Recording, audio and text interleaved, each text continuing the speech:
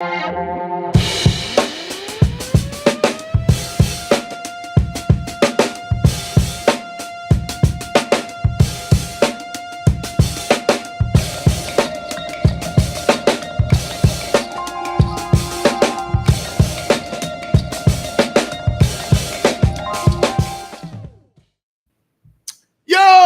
shaking, everybody? Welcome to a Tuesday of Texas OU Week edition of House Divided. I'm Jeff Ketchum. That is Chad Hastings. You damn right. And we're going to be with you for the next 3 hours. I legitimately believe that we have so many good topics today, Chad, that we're not going to get to everything. Wow, look at you. This is going to be a show that ends. And we're going to have stuff that we thought would be fantastic for today that's going to end up going into Wednesday's show, which might be a good thing because you and I usually get to Wednesday, and Wednesday's usually like the one show. It's like, what do you want to talk about? It's like, I don't know. What do you want to talk about? Hey, Tuesdays and you want to talk about, and we go that way back and forth. Tuesdays and Wednesdays, football season, no matter what the week, it has a weird feeling to it. Even Texas OU week can have a little weirdness with Tuesdays and Wednesdays, but I'm very excited. I agree with you. I'm excited about the stuff we've got for today, and that was not even a humble brag. That was like a brag that we have enough good stuff that it may just funnel over.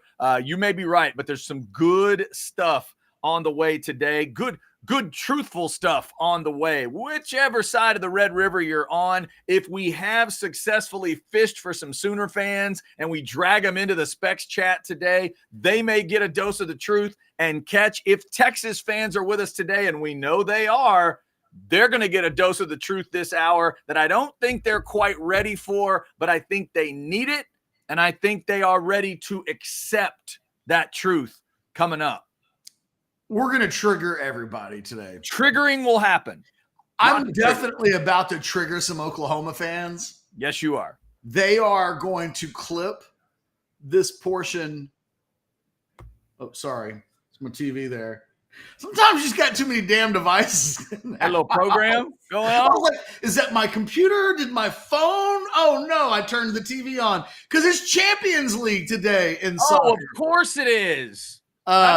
How did I miss that on my calendar? I don't know. Silliness. The Sooners are going to be triggered. And somebody asks the question, you know what? What's funny about the beginning of the show and his little graphic? Mm-hmm. I've got a buy or sell question that may become its own graphic. And it just made me chuck. I love my favorite kind of laughter, Chad, is when I make myself giggle or laugh. You know, like that's a weird section of humor to lead with. That's my my favorite way of being amused is when there's nothing more narcissistic than, you know who my favorite comedian is, right? Me. Right. Yeah, exactly.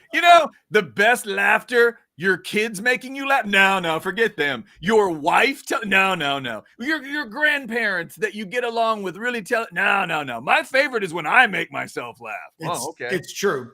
All right. Although you making me laugh is closing in. Oh, I appreciate that. I'm a silver medal to your ego. That's exciting. No. You just make me laugh like a kid in the bathtub farting with a boat. Like, you make my day better. Oh, I appreciate that. Are you telling me that Turnover Tuesday is a fart in the bathtub to you? Is that what you're saying? I am not. I'm saying you are like a fart in a bathtub. Not Turnover Tuesday is something that's a completely different feeling. Okay. Somebody asked in the chat, didn't Tom G ask this in a super chat? Yes, he did. Yes. Yesterday, I think for like $20. That's why we're getting it. He said, Ketch, how many Longhorns would – and he asked that question before we even started talking. Yeah. He had it ready to go. And I wasn't ready to really answer it yesterday. Right. Not how many Longhorns, how many Sooners. How many Sooners would start on this year's Texas team? And it was like a two-part question. I don't remember part one, but we kind of answered it. And then I admitted it. I was like, look, I don't have the answer for you right now. But you know what, Tom G? I love you. I love you like I love Chad. There's a lot of love on House Divided today. Mm-hmm. And I wanted to make sure you got your full bang for your buck on your $20. So I dove in to ask the question of how many Sooners would start on this year's Texas team.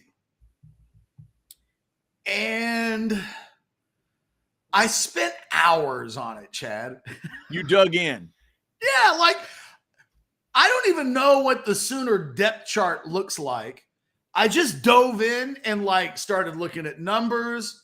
Obviously was on the OU official website and I'm kind of combing through their stats. Mm-hmm. Then I went through the Pro Football Focus stuff just because, you know, it's not necessarily all of the data points that I would lean on, but it gave me context. It told me other things about this team that I didn't quite know. So it helped frame a little bit of information there. For instance, I have been thinking that Billy Bowman is the best player in that Oklahoma secondary. And that yesterday I said, I think he might be a guy that could start for Texas. There's actually a different Texas guy in the secondary that's better than Billy Bowman. I'll get to that in a second. Okay. And then I use common sense to some degree. Like, no, like you can look at one of the Oklahoma wide receivers, Nick Anderson, right? Mm-hmm. Has 5 touchdowns on the season in his real first year of playing. 3 of them came in one game. His numbers are kind of even-ish so far with Xavier Worthy. But would he start over Xavier Worthy? No. That little bit of common sense. Right. And when I give you my answer of how many Oklahoma players would start for Texas, I understand this. There are a couple of different tiers to this. There are, would they start for Texas? Because that is like they're the better player versus what Texas has. Because I think, and you tell me if I'm wrong, I think the ultimate question here, considering where we are on this Tuesday, is it an Oklahoma player that would start for Texas on Saturday in Dallas? I think that's the question. But I think there are areas where they've got players who are in the ballpark at the least. So then you would say, could they start for Texas? And I point out Nick Anderson, right? If it turned into a Nick Anderson conversation versus A.D. Mitchell, you know, he'd be a good player at Texas. Would he start? Like, he could, but he wouldn't. Does that make sense? Okay. It's me. It's my way of saying that dude's no scrub. Right. But he wouldn't start for this Texas team. Over that guy. Like it's a specific. There's Woods. There's Woods. For instance, look, man, there's no way to get around it.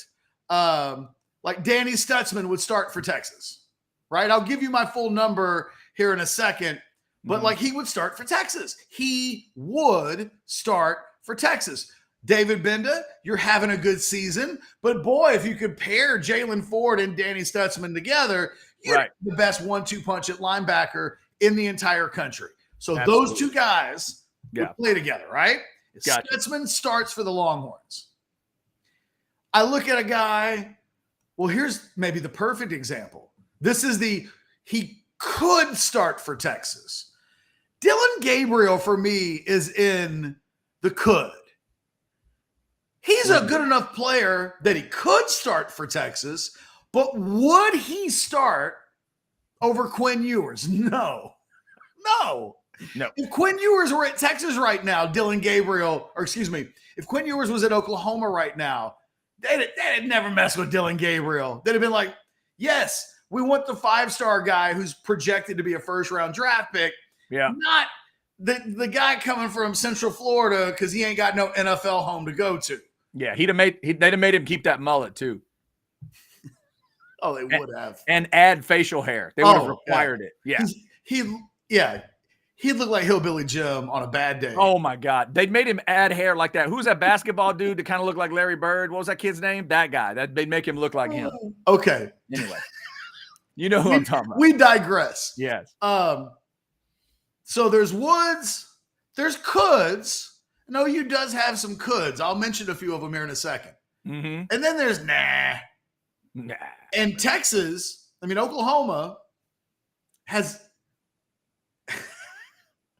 they have fewer woods than nah. Well, that's good. That's good for Texas. That's not good for Oklahoma.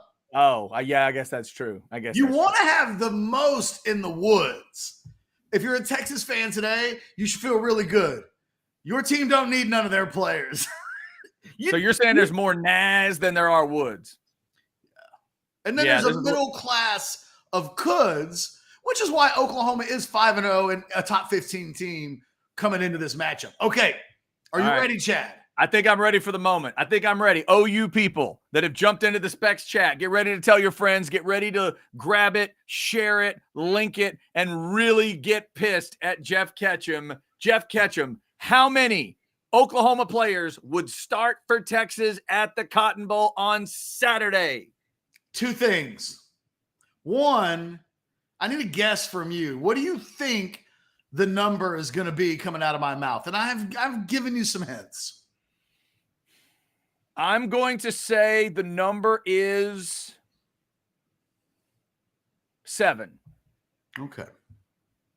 Now, I need a bigger drum roll. Like you gave me like a C. You did the build up, but it was a weak build up. Like I worked hard on this. I spent hours on this. All right, fine. Fine. Are you ready? Yes. Ladies and gentlemen, here it is. The owner of OrangeBloods.com, Jeff Ketchum, has dug into the stats. He's going to tell you how many of the guys that will wear this hat could actually wear this hat at the Cotton Bowl on Saturday. Is it possible? Is the number 10 or more? Is it 5 or less? How pissed will you be, Oklahoma fans? Get it focused. Get 2 or 3 or 5 of your friends ready. Here we go. Jeff Ketchum, how many Oklahoma Sooners would start for Texas on Saturday in the Red River Shootout? The only thing that would have made that better is if you'd done something with the corn dogs in the back and you'd like drum rolled with the corn dogs. That would have been funny. The answer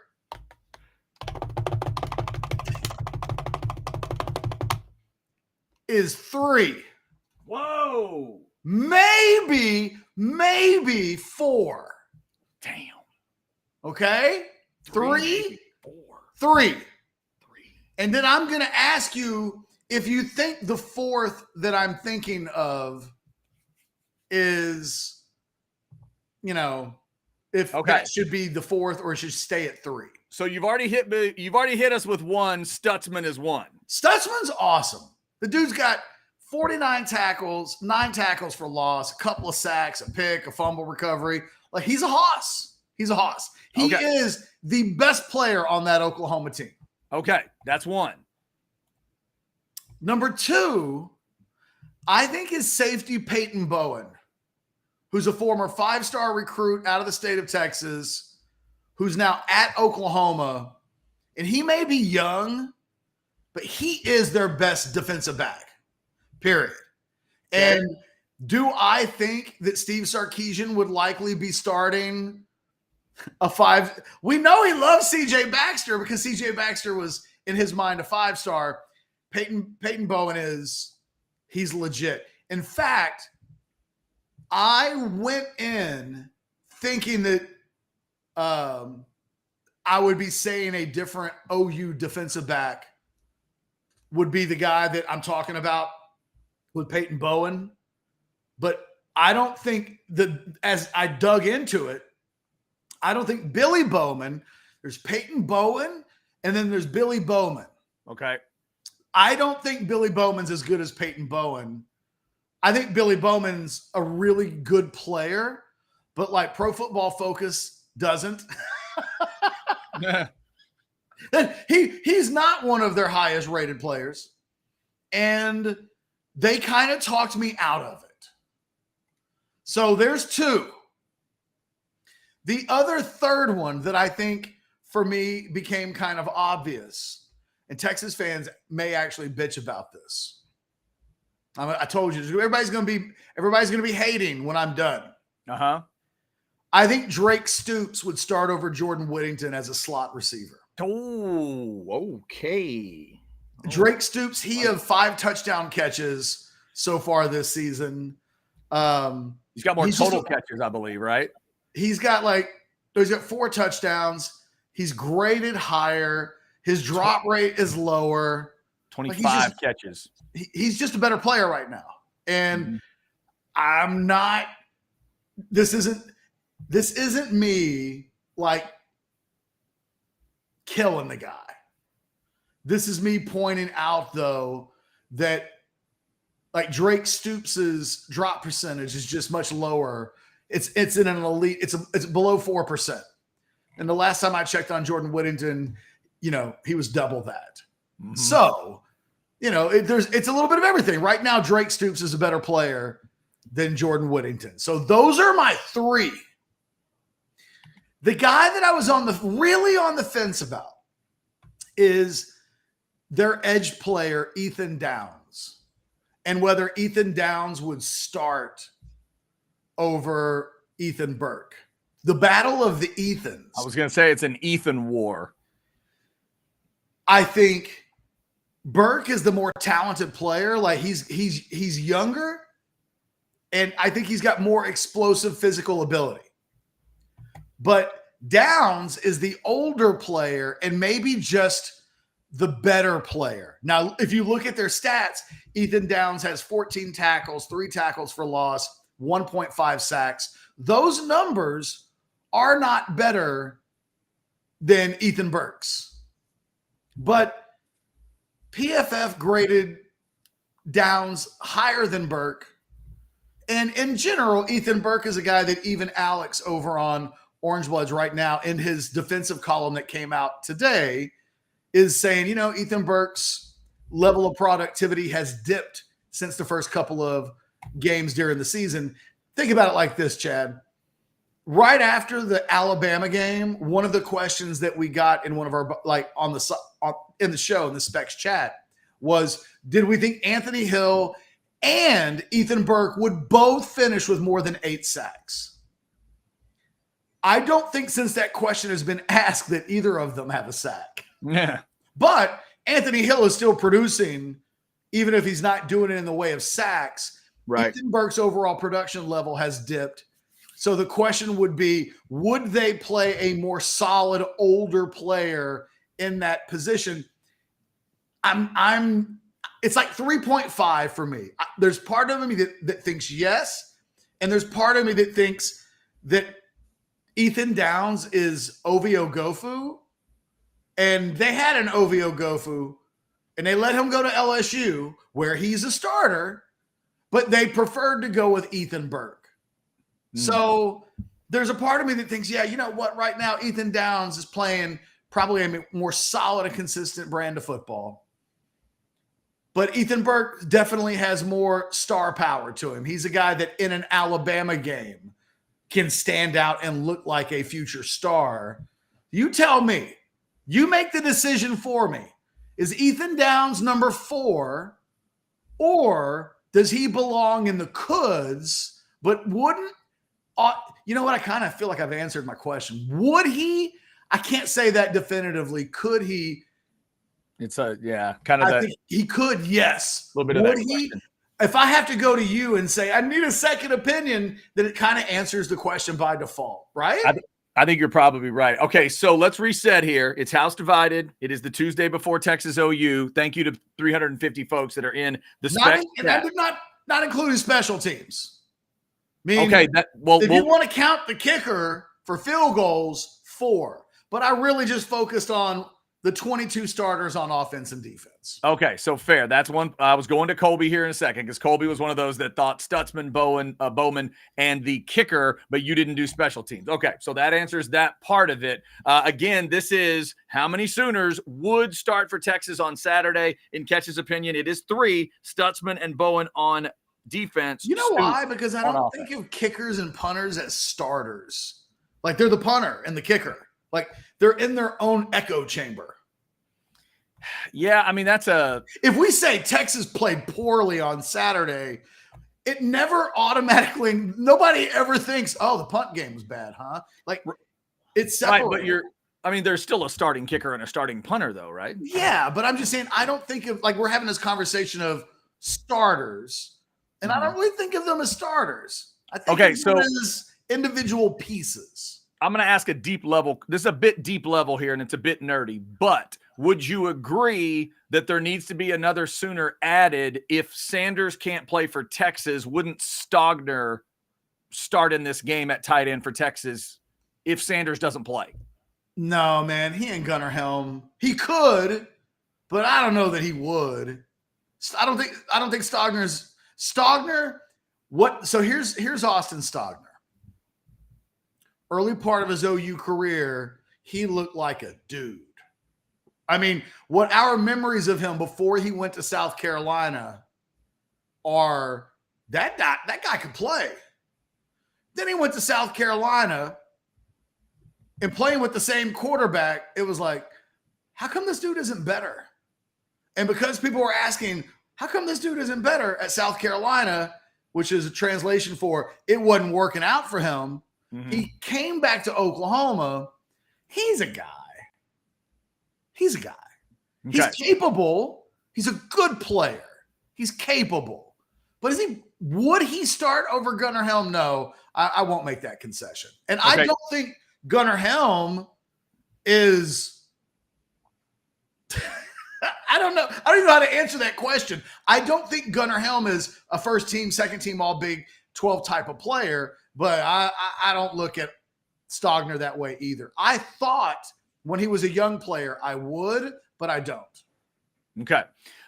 So if you have thoughts, obviously we will take those on the Specs chat. We do have a couple of super chats to clean up. They actually don't technically have anything to do with this discussion. Let's knock the super chats out, and then I want to come back and give some love to some coulds. Okay. Because I know there will be some OU fans who are like, what about this guy? What about this guy? There are some other coulds that we haven't jumped into. Yeah, so we'll get into that. But if you're a Sooner fan, go ahead and throw that in the Specs chat, and we will get to it. But let's clean these super chats off. Thank you so much, Football Junkie, for $4.99 on a super chat. I believe with more snaps, Hill would be the most productive player on defense, and Cook would be on offense. Interesting. We've talked about what Cook could be this week. Look, it's the number 3 team in the country. Let me read you a quote. This is one of these things where it's like, I don't know if we're going to be able to fully get to this, like what's in the Athletic today. Here's a quote from an article from a Big 12 coach on the Texas defense. Their D-line is freakish. They're getting a huge pass rush with 4.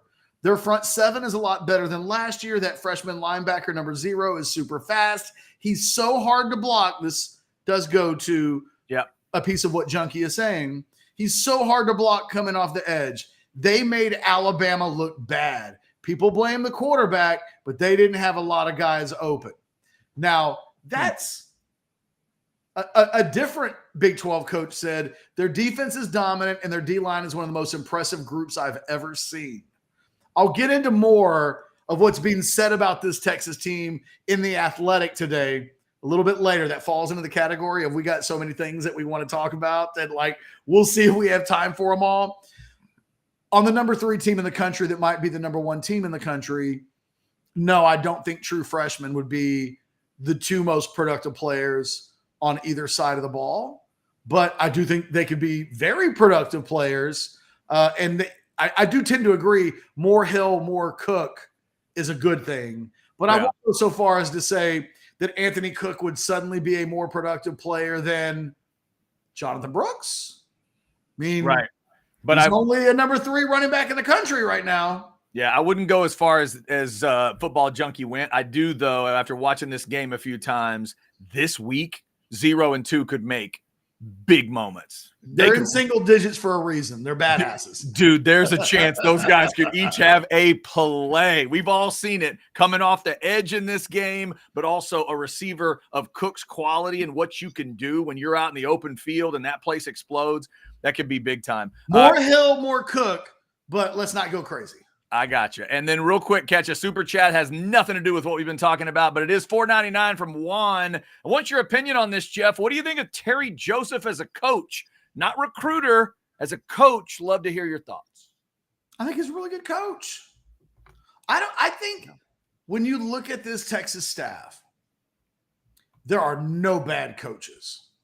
I mean, to give you an idea how Sarkisian was committed to development and coaching on the field, look no further than the hire of Jeff Choate. And that guy's coaching up like in Montana, middle of nowhere, not really on anybody's, as a head coach, no less, not on like a huge radar, certainly not as a recruiter.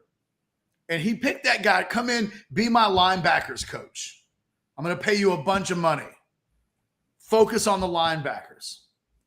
And he's not a great recruiter. He's proven capable. Like, he's not anybody that you need to like be upset or worried about. But like, he's also not a guy where it's like, oh, they sent the wolf.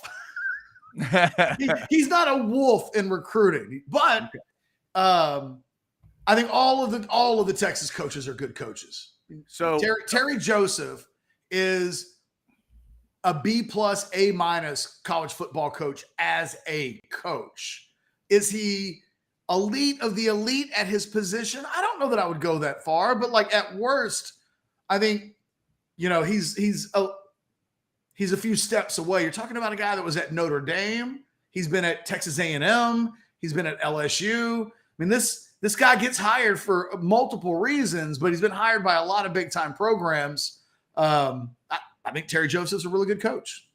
Ketch, there's more and more folks jumping into your side of this discussion. Suave RP says Cook needs to be the wrinkle for this Saturday, replacing Jordan as a starter, or at the least, Cook is playing 75% of the snaps between the two. That's an interesting way to phrase it. Would you agree with that percentage for what you want to see out of Jonte Cook? No. The problem is that Cook's getting like 10% of reps on offense. Mm-hmm. And that 10% includes like the reps when he gets to go in the game after the game's decided and they're not throwing the ball. So his 10% is more like 5%. He's getting a couple of game reps every game in like the part of the game where the game's not yet decided. Mm-hmm. And you need him at what, a quarter? Well, here's the thing. Jordan is maybe the best blocking wide receiver Texas has. And he's effective in the run game. They oftentimes, line him up closer to the line of scrimmage. I mean, he is a guy that gets involved in the run game in such a way that you don't want to lose too much there. Like there's some give and take, obviously, that has to take place. I think I would have it more towards 50-50, maybe 60-40 in favor of Jordan Whittington. But in keeping it at like that percentage, you're at least getting Cook on the field 20 times in a game. And inside of those 20, he has a chance. Jonte Cook this year is not going to be 5 catches for 120 yards. He's never going to get that this season, not unless there are injuries. But what he can be is like 2 for 75, right? Or 1 for 60. You know what I mean? Like, even look at what he even did, this past weekend. He comes into the game and his one opportunity is a massive completion. Yeah, huge play. So that's what you get with Jonte Cook right now. He is a big play weapon for you if you can increase his playing time to like 20 plays a game. Inside of those 20, he might make 2 plays, but I guarantee you those are plays that you'll remember on Monday. Mm-hmm. So, no, I wouldn't go 75-25. That's too much. Yeah. I mean, I'm captain of the Jonte Cook needs to play a little bit more on offense and probably at the expense of Jordan Whittington, even though they're not a like-for-like situation. Jonte Cook's not automatically a slot receiver. But he can play in the slot. Xavier Worthy can play in the slot. Like all these guys can play inside. But I wouldn't do it to that extreme. There is a quality and value to Jordan Whittington that doesn't come through on receptions, receiving yards, and touchdowns that I think you've got to like take into account a little bit. I don't think it would outweigh, well, this guy's your best player as a receiver, but it's not to that extent. I think Jonte Cook is Mr. Big Play waiting to happen. I don't think you need him on the field 75% to acquire that in this offense.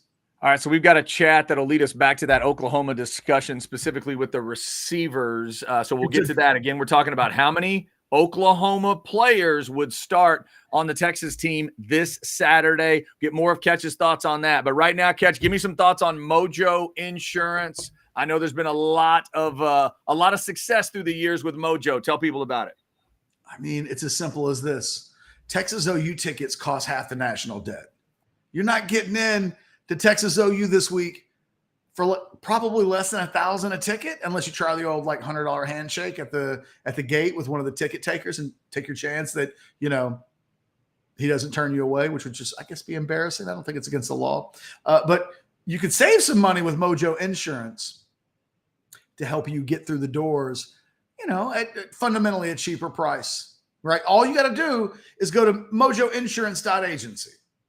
Fill out the small Orange Bloods form. They'll get back to you. They're going to run it through all their A-rated carriers, over 50, Travelers, Farmers, Progressive, you know, all of the Aaron Rodgers commercials, all of the, you know, I don't even know, does Travis Kelce do an insurance commercial? He probably does. They're going to tell you whether they can save you money. And then at that point, you decide whether or not you're going to let them or not. But if they could save you $300 and a ticket to Texas OU cost $1,000, and you just let them save you money on your insurance, then maybe you're really getting into Texas OU for like $700. It's a little easier of a pill to swallow. I'm just talking out loud. Chad. I'm just trying to help people save money. Scan that QR code. Do that today. Okay. Let's get to the OU wide receivers, Chad, because if I'm an OU fan, I might be screaming bloody murder over the idea that only Drake Stoops on the Oklahoma offense would be a starter at Texas. Right. So this chat came in and again got my attention from Vivek B. It says, does OU have any Marvin Mims types this year? Well, you know what's interesting about the OU receiving core? Their best player is a Michigan transfer. Yeah. That's true. I mean, Texas gets Xavier Worthy through Michigan's mishandling, and then Oklahoma is able to get Andrew Anthony, who's like 6'2", 175. He's an excellent player.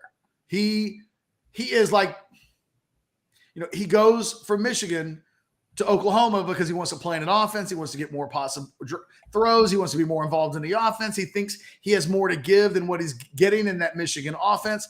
100% right. The question is, look, Andrew Anthony, for as much as I like Andrew Anthony, ain't nobody starting over Xavier Worthy. It's just not happening. I mean, Xavier Worthy is the best receiver in the Big 12. So I won't have any conversations where I'm taking the Tyreek Hill of college football off the field, with apologies to Zachariah Branch, who also has a claim right to being, you know, it's a metaphor. It's not literal. There might be a couple of Tyreek Hills of college football, but for me, Xavier Worthy gets open more than any receiver I've ever seen at Texas. And then if you go back and watch the Wyoming game, you'll see why I think he's as fast as any. His explosiveness is just off the charts. I'm not having that Andrew Anthony, who wasn't a star at Michigan, but is now putting up good numbers against scrubs, is suddenly better than a guy that a lot of people think is going to be a first-round draft pick. Come back to me when Mel Kiper Jr. or any John Harris. Right. Come back to me when John Harris tells the world, I think Andrew Anthony's a first-round player. Until that happens, save me anybody starts over Xavier Worthy. So then the conversation becomes, do I think Andrew Anthony would start over Adonai Mitchell? I think we get into the could territory because Texas could have had Andrell Anthony. They could have. They of all of the receivers that were in the wide receiver portal last year, they could have had anybody they wanted. They end up with Adonai Mitchell, and none of that was by accident. They got a guy who scored 4 touchdowns for Georgia in 4 straight games in playoff games. And I think he's what Texas wanted at wide receiver. He's producing like the player that they wanted at wide receiver, as evidenced by his 10 catches this past weekend against Kansas. So I'm not dogging Anthony. He's really good. I just think he could start for Texas and not would start for Texas. And I kind of feel, I'm giving Drake Stoops, I think, some benefit of the doubt that he would start over Jordan Whittington because, Whittington's a better blocker than him, and Texas has their reasons for playing him almost all the time when they go 3 wide receivers. But Stoops is a better receiver, and he does make more big plays. He does score more touchdowns. So, he gets the benefit of the doubt. But I think Andrell Anthony and Nick Anderson are both players. Like Nick Anderson's not playing for Texas right now. Nick Anderson's not better than Jonte Cook. Yeah, and I would also make the same argument, Ketch, for Jaleel Farouk. I like Farouk. I like when I watch him play. He's an interesting part of that team to me. I think he's dangerous, and Texas really needs to pay attention to him this week because I feel like Dylan Gabriel counts on him a lot. I just can't make an argument for him being a starter at Texas. No, I mean, again, good players, and in a lot of cases, really good players. Oklahoma on their offensive line is getting really good tackle play. Texas with Kelvin Banks and Christian Jones, who's been better than Kelvin Banks this year. They're getting great tackle play. So it's not like a knock on the OU guys at their tackle positions to say that they're not Kelvin Banks level or even Christian Jones level. They're good players. And maybe like a year or two ago, those guys would have absolutely started at Texas, but not this year, not now. I don't think there's anybody on the interior of that offensive line for Oklahoma that's starting over the guys at Texas. You go to the defensive line. I mean, let me again read you a quote from The Athletic today. This is not like a subjective opinion of mine. This is a subjective opinion of a third party. This is from a Big 12 analyst whose team faced Texas this year. By the way, that could only be a coach from one of 2 coaching staffs, right? They've only played 2 Big 12 games. Yeah, that's true. He says they faced Texas this year in the past tense. So this is coming from either a Baylor analyst or a Kansas analyst. Quote, their defense is dominant and their D-line is one of the most impressive groups I've ever seen. Number 93, T'Vondre Sweat, was incredible to watch in person. Yeah. He's got a chance to really put his name on this game too. We've seen big old defensive linemen, make names for themselves. We were talking about an edge rusher earlier, man. I think Sweat could be huge. This could be one of the for a football fan that just loves to watch the meat and potatoes. This could be 93's game in a lot of ways. This is a game where if he could emerge as a first-round pick. Yeah. With a performance in this game, given what else he's done, it's kind of amazing. People love T'Vondre Sweat, and then they see him in person, and it changes and gets enhanced even more. I mean, he's really, I think, worked his way into a first 2 rounds kind of a player. And I just think, he's one of these guys that nobody was talking about in that breath. So sometimes when we start talking NFL draft stuff, when you're only 5 games into a college season, you get careful not to go too hyperbolic with, well, he's going to be a top 15. You got to be careful in doing that because there's only 15 guys who get drafted in the top 15. But he does seem to be moving himself into a territory where defensive linemen who move like he does are worth their weight in gold and oftentimes get drafted in the first 32 picks of the round. What did you have there? All right, so we did have a super chat here from Tom G, interestingly enough, a guy who sends us some of those. Thank you, Tom. $5. Does Stoops play ahead of Cook? I think not, so he's third string here. They're not the same guys. I mean, I don't think Cook should be starting ahead of Whittington, but Whittington has a role as a slot receiver, and the general sense is that Jonte Cook is an outside receiver, so he's a backup. No. If Stoops was playing on the outside, then I think he would be behind Jonte Cook. But if he's playing at his natural position, I think he's better than Jordan Whittington. So do with that what you will. Look, I've got 3. Yeah, he's at 3. If you think that's too many by 1, and you really want to argue on the Drake Stoops and the slot standpoint, and look, man, Stoops got 4 touchdown catches this year. Cook doesn't have that yet. Like, let's put some respect on the guys who are actually performing. And look, Chad's the president apparently of the Jonte Cook fan club. I learned that last week. I thought I had there may be multiple fan clubs. I'm not sure, but we both love Jonte Cook. Mm-hmm. That's not the conversation.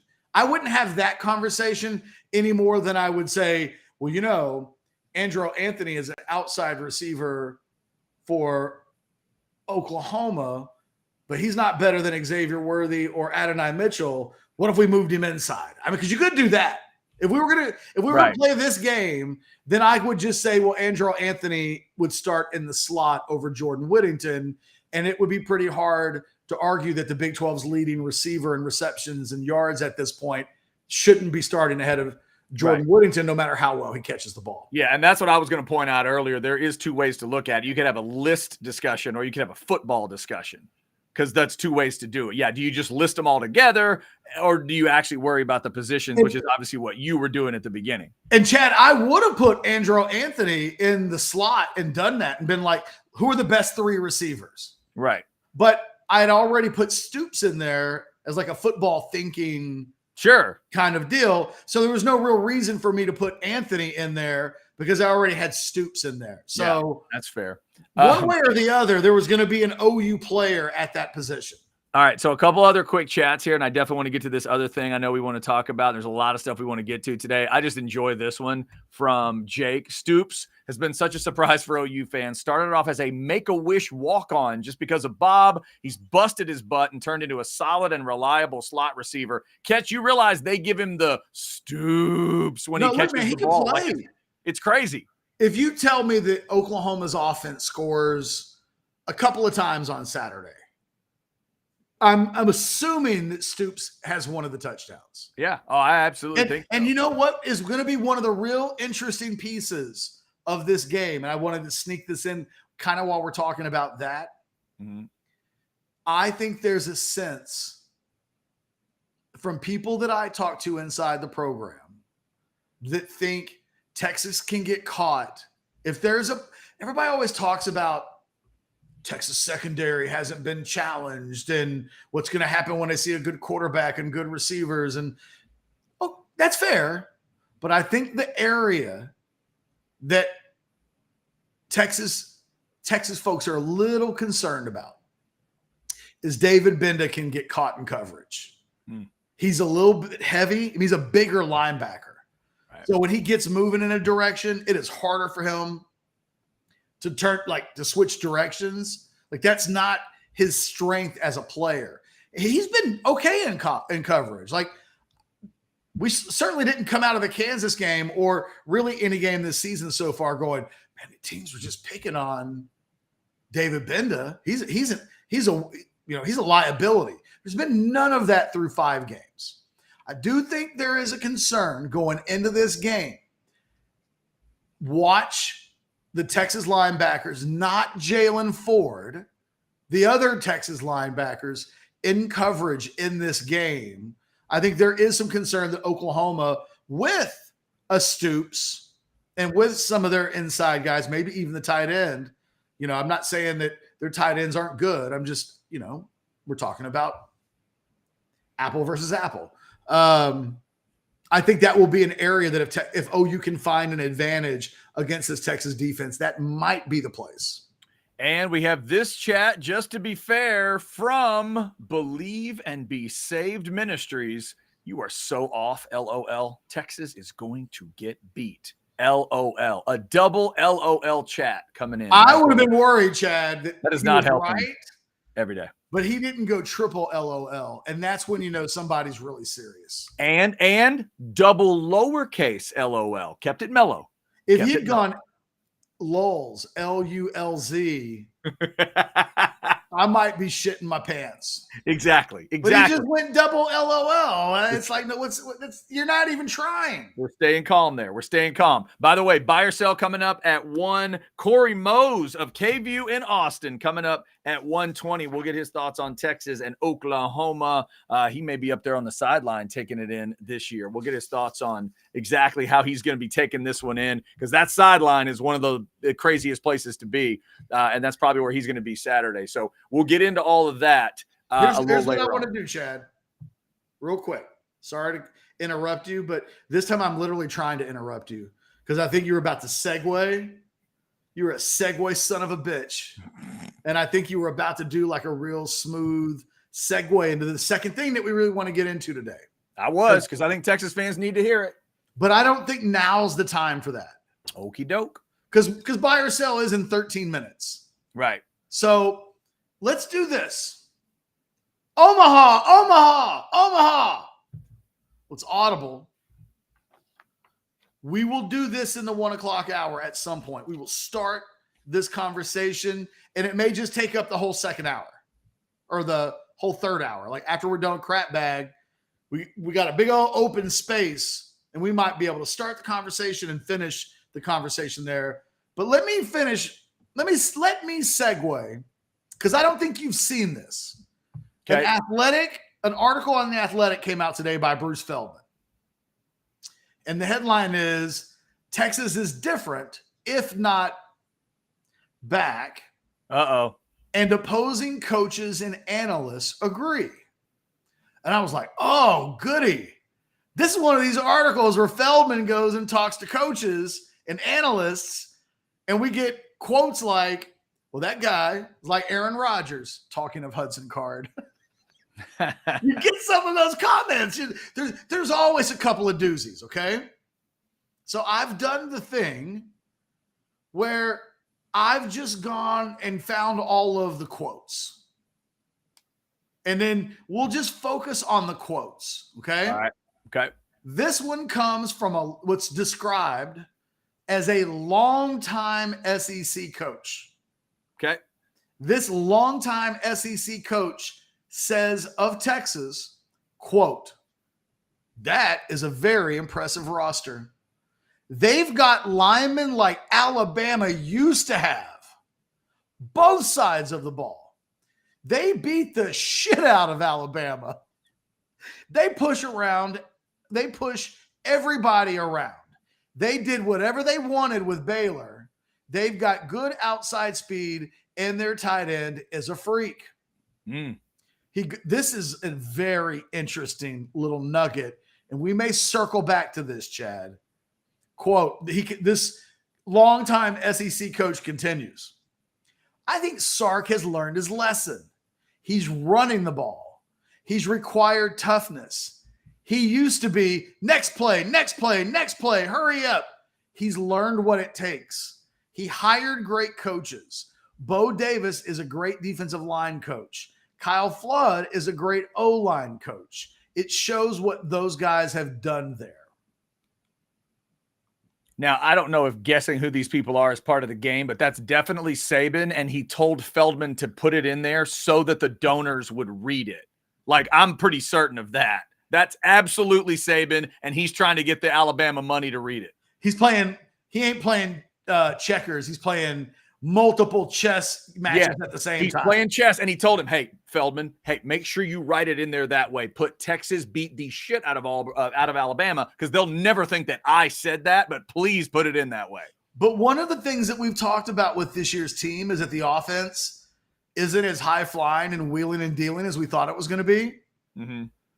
I'm that guy. Like, that's me. I've said that in multiple games this year where it's like, the Texas offense is good, but people in the offseason were asking me if this team was going to score close to 50 points a game. That's not who they are. But it was interesting that this SEC coach hits on that. Yeah. Sark used to be tempo, run as many plays as you can, go, go, go. And now it's like, well, hold up. We got a big-ass offensive line. We got back. Let's run it. It's like that joke. We have a defense. Kind of reminds me of that joke that I first heard in the movie Colors. It's a dated reference. That's like a 1988 gang movie. But everybody's probably heard this version of this. It's the version of the two bulls on top of the hill. It's also not a very politically correct joke in 2023, but I've already started. Where it's like, hey, Pop, how about we go down to the bottom of the hill and make friends with one of those cows? And the older bull says, how about we walk down the hill and make friends with all of the cows? And I think that's what that is in terms of the offense. It's not go, go, go, run the next play, in the next play, in the next play. It's like, how about we take our time and we'll accomplish everything that we want and more. And I think they're averaging less points per game on offense, but they're a better offense. Does that make sense? Yeah, absolutely. And it still also feels like he's using ideas and he's being creative and he's being Sark. It still feels like he's comfortable in it, which was necessary. He had to find a way to be comfortable without throwing 50-yard bombs every second or third play. And he seems to have done it. And whoever that is commenting, the fact that a longtime SEC coach would notice it and give him that credit is good. And if I'm a Texas fan, I like it because, well, you're going to the SEC next year. You have to have patience and physicality in that league, and that's a good sign. This is from a Big 12 coach. And I'm just going to read you the quotes. Please stay. Their O-line is so big and physical, and they move people. It's actually a Big 12 analyst. Both of their tackles, number 78, Kelvin Banks, and number 70, Christian Jones, had elite movement skills, which when they use the word had, it makes me think past tense, which makes me think this is either a Baylor or a Kansas analyst. Right. I thought their left guard, number 76, was also pretty damn good with great movement skills.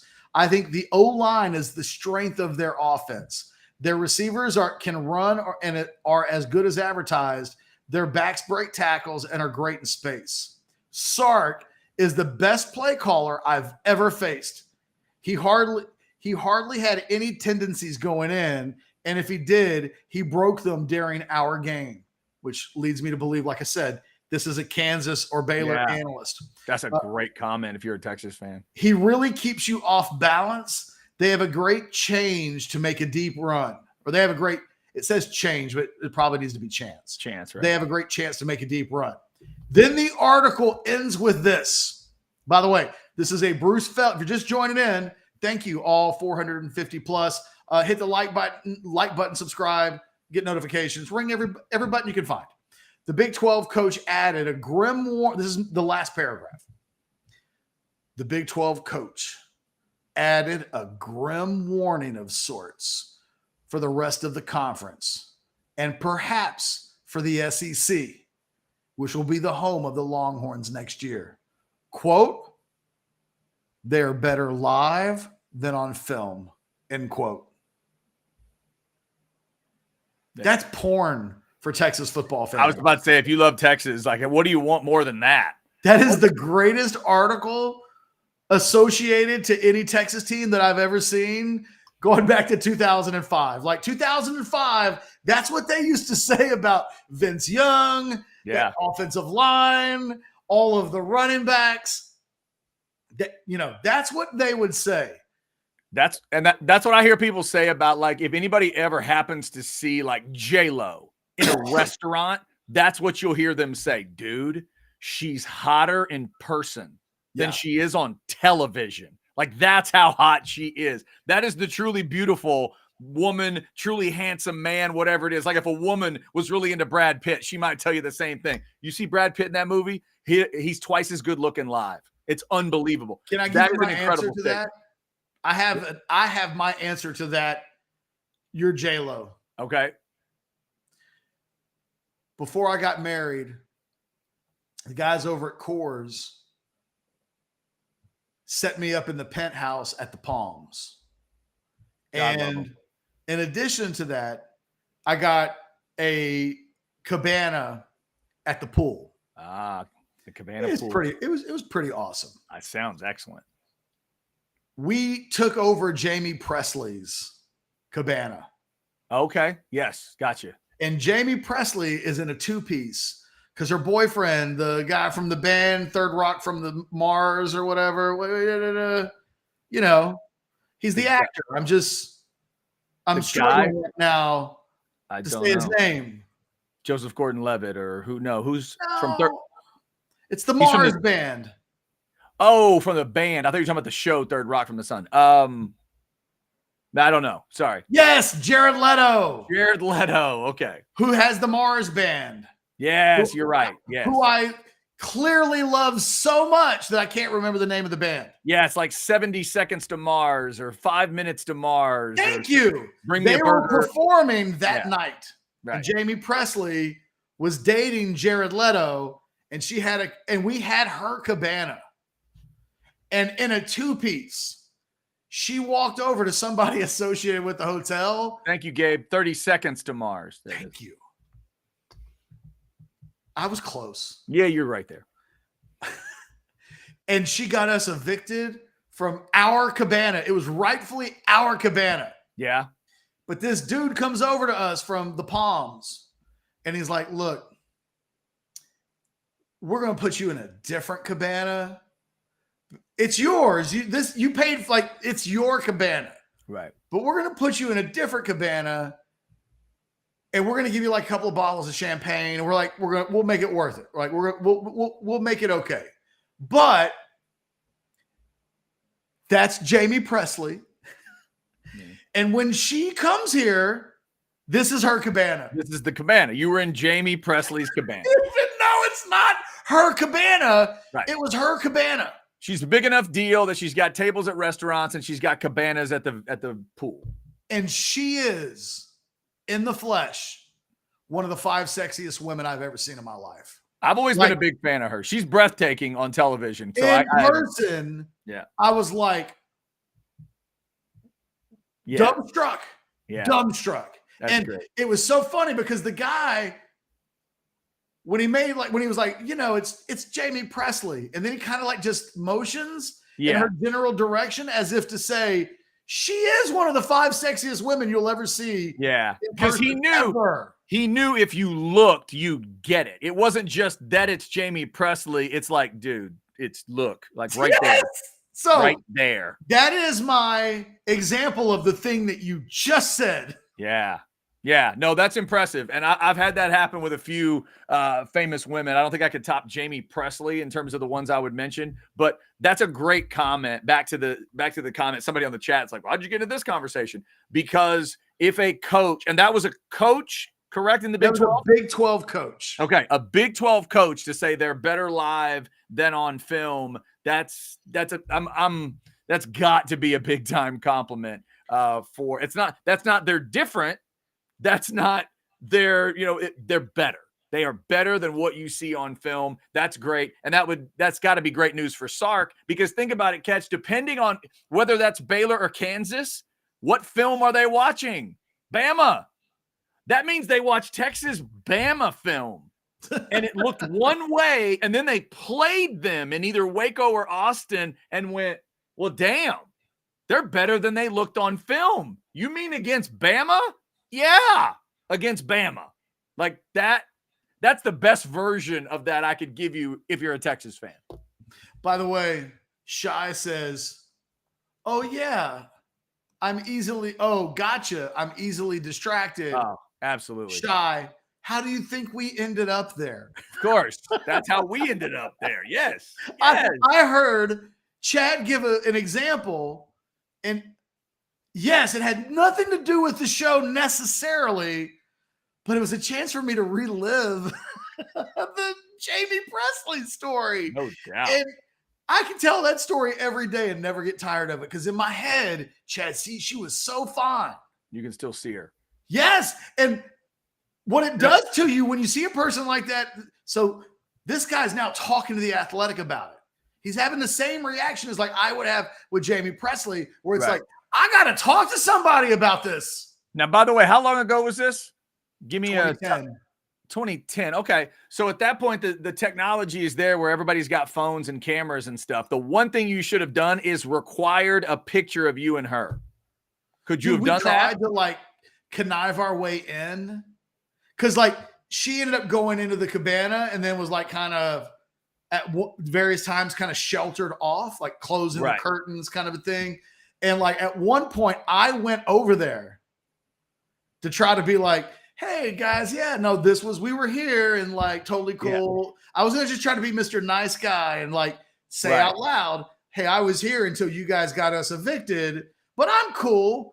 Did not get me inside. I mean, we tried. Believe me, we're a bunch of hornball guys. Like, of course, that would have been my tried to get inside the cabana. That would have been the one thing I would have said, like, hey man, the champagne's cool and everything. Is there any way we can get a picture with Jamie? It never came close to happening. Oh, that would have been great. All right. Maybe she was already with Jared Leto at that point. You know, she might have been. Yeah. I really remember her more before, and then once she got the cabana, we didn't see a lot of Jamie. Maybe that's why she wanted to be in there, because then people wouldn't be able to oogle her like, you know, we were oogling her. Yes, that's true. All right. So as we continue to think of Jamie Presley, but try to move on in the show, House Divided, hosted by two golden retrievers. I mean, yeah, you're not wrong. It was very Scooby-Doo-ish, by the way. That was a bit Scooby. Shaggy? Yeah, a little bit. Just a little bit. We can be distracted. It is true. Bright colors are really cool to us. All right, so we have crossed the 1 o'clock hour mark, which means Cory Mose is coming up from KView at 1:20. I need to send him the link. He will get the link sent to him. It'll be great. Coming up in the crap bag, it's Turnover Tuesday. And for all of you smartasses that have been saying, you know, Chad, you need to probably look up stats that matter.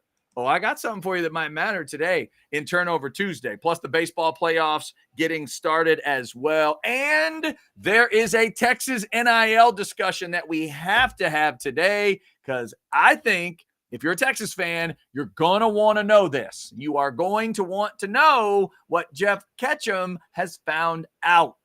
Trust me. That's coming up later on in the show as well. Thank you to over 450 folks in the Specs chat. In fact, Blake, why don't we hit him with a little Specs right now? Why don't we hit him with a little 15 of Specs? You'll see a couple things in here that we are hoping to bring to you live. Here we go.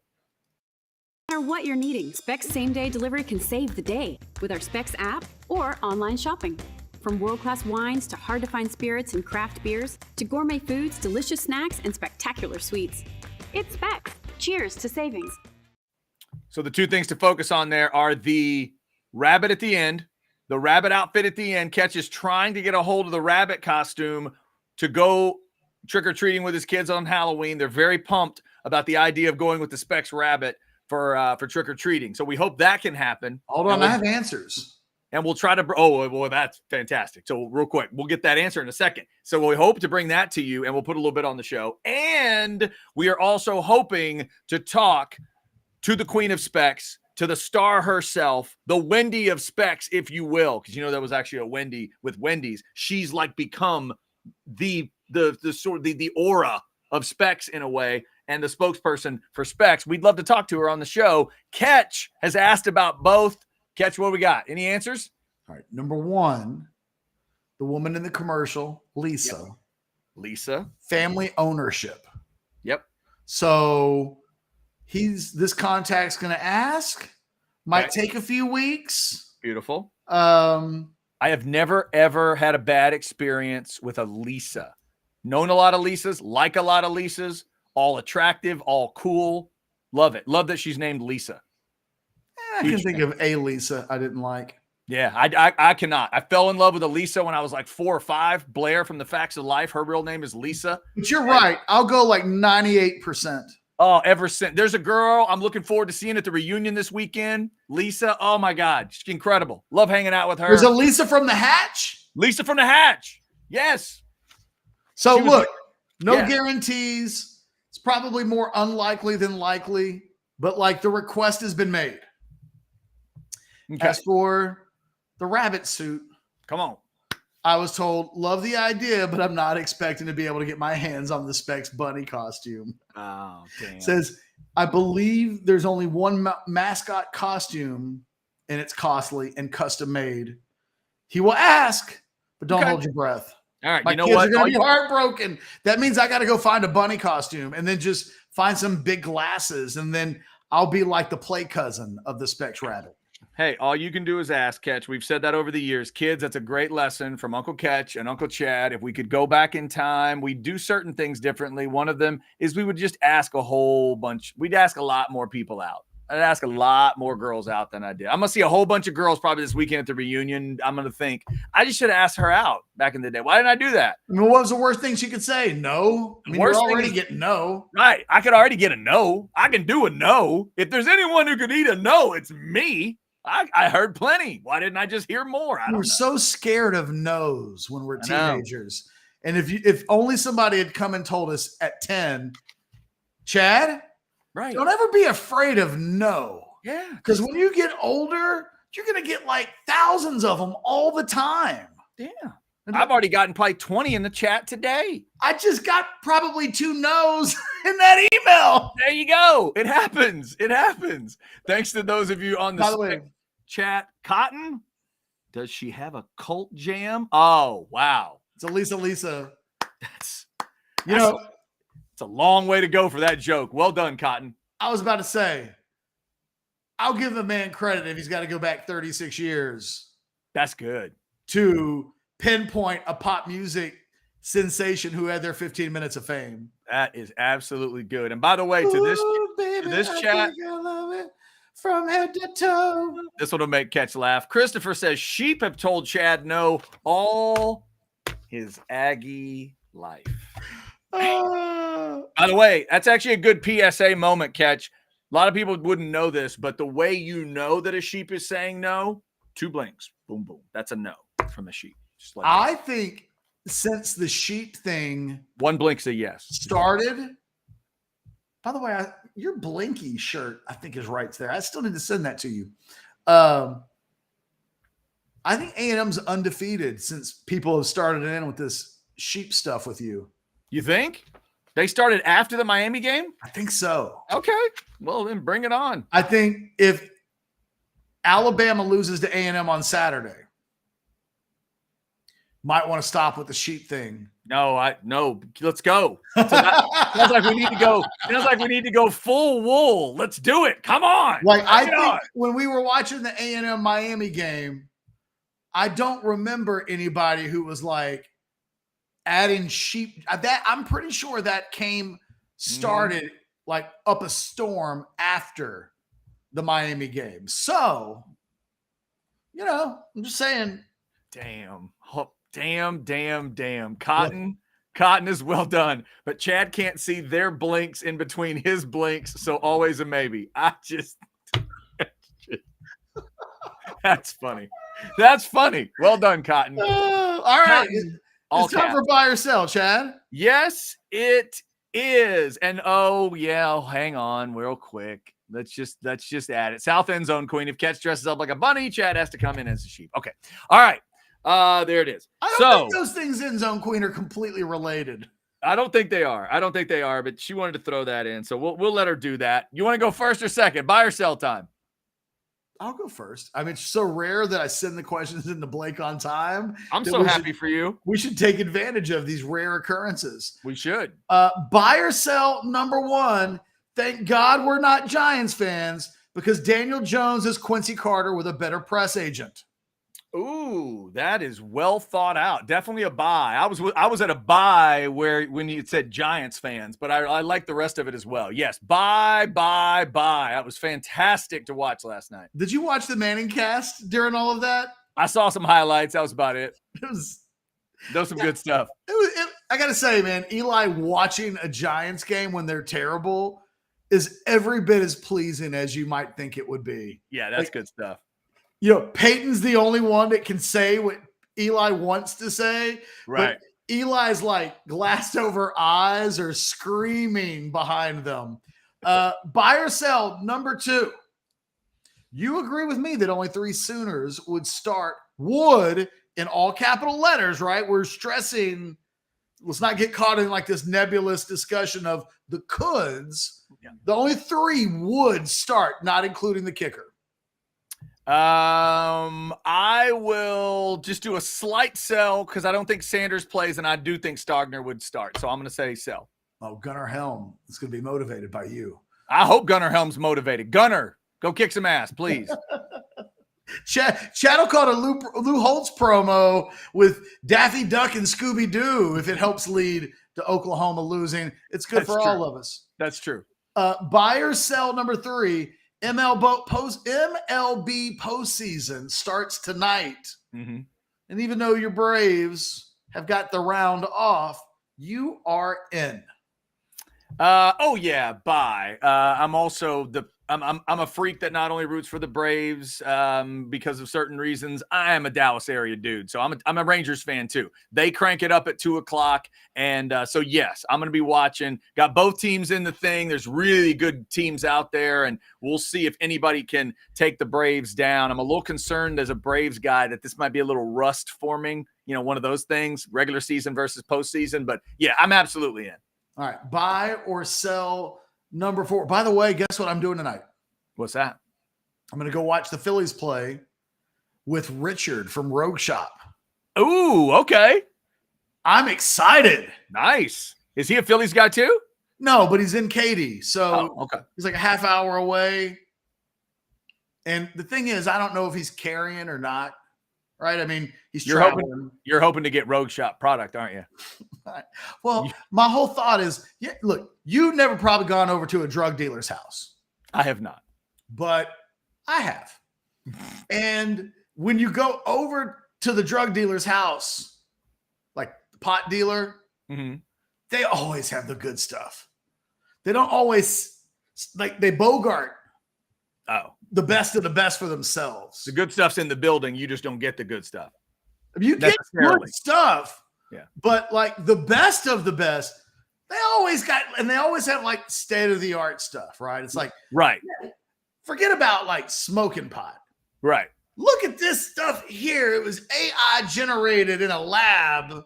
Right. They have to have that. In a Frisbee and add a match. Yeah. And then, they have to have that in case Jamie Presley shows up.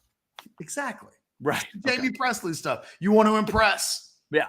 So you always go inside, even if for 30 minutes. Okay.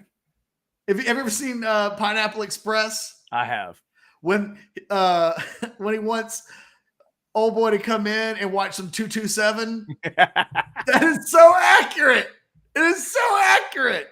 Oh, you go inside, you watch some 227, and you get the good stuff. Underrated show 227. Nice cast, well written in the early days. I like that show. The total thumbs up. Yep. It was a Saturday night staple when I stayed over at my grandmother's house. There it is. All right. This is my favorite buy or sell question of them all today. All right, here we go. Buy or sell number 4. You think it's funny that we've officially gone 0 days again talking WNBA? Well, bye, I guess. Yeah, bye. I guess it is funny. I wasn't planning on mentioning it, but you just did. So back to 0. Well done. Well done, sir. We should do that at least a couple times throughout the finals, and then we'll close the door at the end. Exactly. You and I might be the only ones that find that smart ass kind of directive amusing, but I'm only caring about you and I at the moment. Yes. All right. And finally, number 5. you have something in your life that you loathe as much as Alex Dunlap loathes certain grading elements of Pro Football Focus? I have something in my life that I loathe as much as Alex Dunlap loathes. Like, do you loathe the 49ers as much as Alex loathes Pro Football Focus? Do you loathe Baylor or Texas Tech or their fans or anything? Yeah, there's got to be. I'm going to buy, certainly. It might be some of those teams. It might be teams that shouldn't wear numbers on their helmet that do. It might be teams that wear color on color that drive me crazy. So teams that wear gray on gray, I hate that about as much as Alex hates the PFF. So yeah, gray jersey, gray pants, complete laziness. I hate that more. I hate that about as much as he hates PFF. Yes. You would say gray on gray is cockamamie in this situation. That is cockamamie. Yes, okay. Exactly. That is what Alex would say. Cockamamie is. Is that one of Alex's words? He likes cockamamie. That's good. By the way, from last night's Outsiders, did you ask Chance the 2003 question, or do I need to come on one of the shows this week and ask it myself? I did not ask the 2003 question last night. No. Okay. I did not. I can if you'd like. You had expressed interest on doing it yourself, so I stayed away, but I can do it if you need me to. I've never asked him about it, and I just wonder in your mind, is there? I don't want to put it on you. Oh, I'll ask it if you want it. Absolutely. Well, I'll ask. Like, I need to make sure he even remembers that he probably won't even remember that we had lunch. That's like me asking Drew Brees, hey, do you remember when I interviewed you like 500 times in high school? Yeah. And he was like, no, I have no idea who you are. He made a brief reference to that game last night, but there was a conversation going on, so I didn't feel okay. But since he's mentioned it, I'll try to get it in on one of the two shows this week. By the way, I really just enjoyed looking at Aaron Humphrey last night. Oh, my God. How great was he? Because I got to be honest, I don't think I've seen him. Aaron, it looks like he's in great shape. He was in a fired up mood. And if you are a little squeamish when it comes to swearing, whoa. Even I was a little uncomfortable with the amount of F-bombs, but God, it was fantastic. I used to see Brandon Nava all over the place, all over Cedar Park. Always tall redhead. Oh, Brandon Nava. I would see Nava, but I don't know that I've seen Aaron Humphrey in a long time. Like, just seeing him. Yeah, he looked great. And it was a good conversation. He was fired up about Texas OU. All right, we do have Cory Mose waiting, so let me get through buy or sell here, Ketch, and we will get to him. Buy or sell number 1, Dillon Gabriel has 2 interceptions going into the game Saturday. He will leave with at least 4. Sell. Gabriel, even when he hasn't played well in big games, hasn't been a turnover machine. I don't think in any of the 6 toughest games he's played in his career, he's ever thrown more than 1 in a game. So it would be uncharacteristic to see 2. Fair enough. Buy or sell number 2. Jonathan Brooks has 150 plus rushing and 2 plus rushing touchdowns. Sell. I'll take more than 100, but less than 150. Okay. Buy or sell number 3, Ketch. Your Phillies will beat the Marlins and advance. Buy. Here's why. I hate the Marlins as much as Alex hates the grading on Pro Football Focus. Oh, nice. I hate that they wormed their way into a couple of World Series. My hatred of them goes way back. Like, I begrudge them things that happened when Cory was in elementary school, probably. Mm-hmm. But I still begrudge them that way nonetheless. And I will be really unhappy if they were to lose. So I can only talk it into existence. Buy. Fair enough. All right. Buy or sell number 4, Ketch. Your Tuesday gut says Niners over Cowboys. Buy. And screw you for asking that question. Like, I needed that kind of juju in the air. I'm just, what did you think I would say? Buy. Cowboys are going to go in and whip the 49ers. You could have said sell because anything can happen. That's what you could have said. When have I ever said sell because anything? I always have an opinion. You could have believed. Huh? You could have believed in Dak. That's what I do. You didn't have to go Purdy over Dak. I gave you a chance to go Dak over Purdy. We'll get into this later, maybe later this week, but I have a Brock Purdy. How in the hell is he doing this? I keep thinking he's Cinderella and the clock is going to strike midnight. It's unreal. The clock is never striking midnight.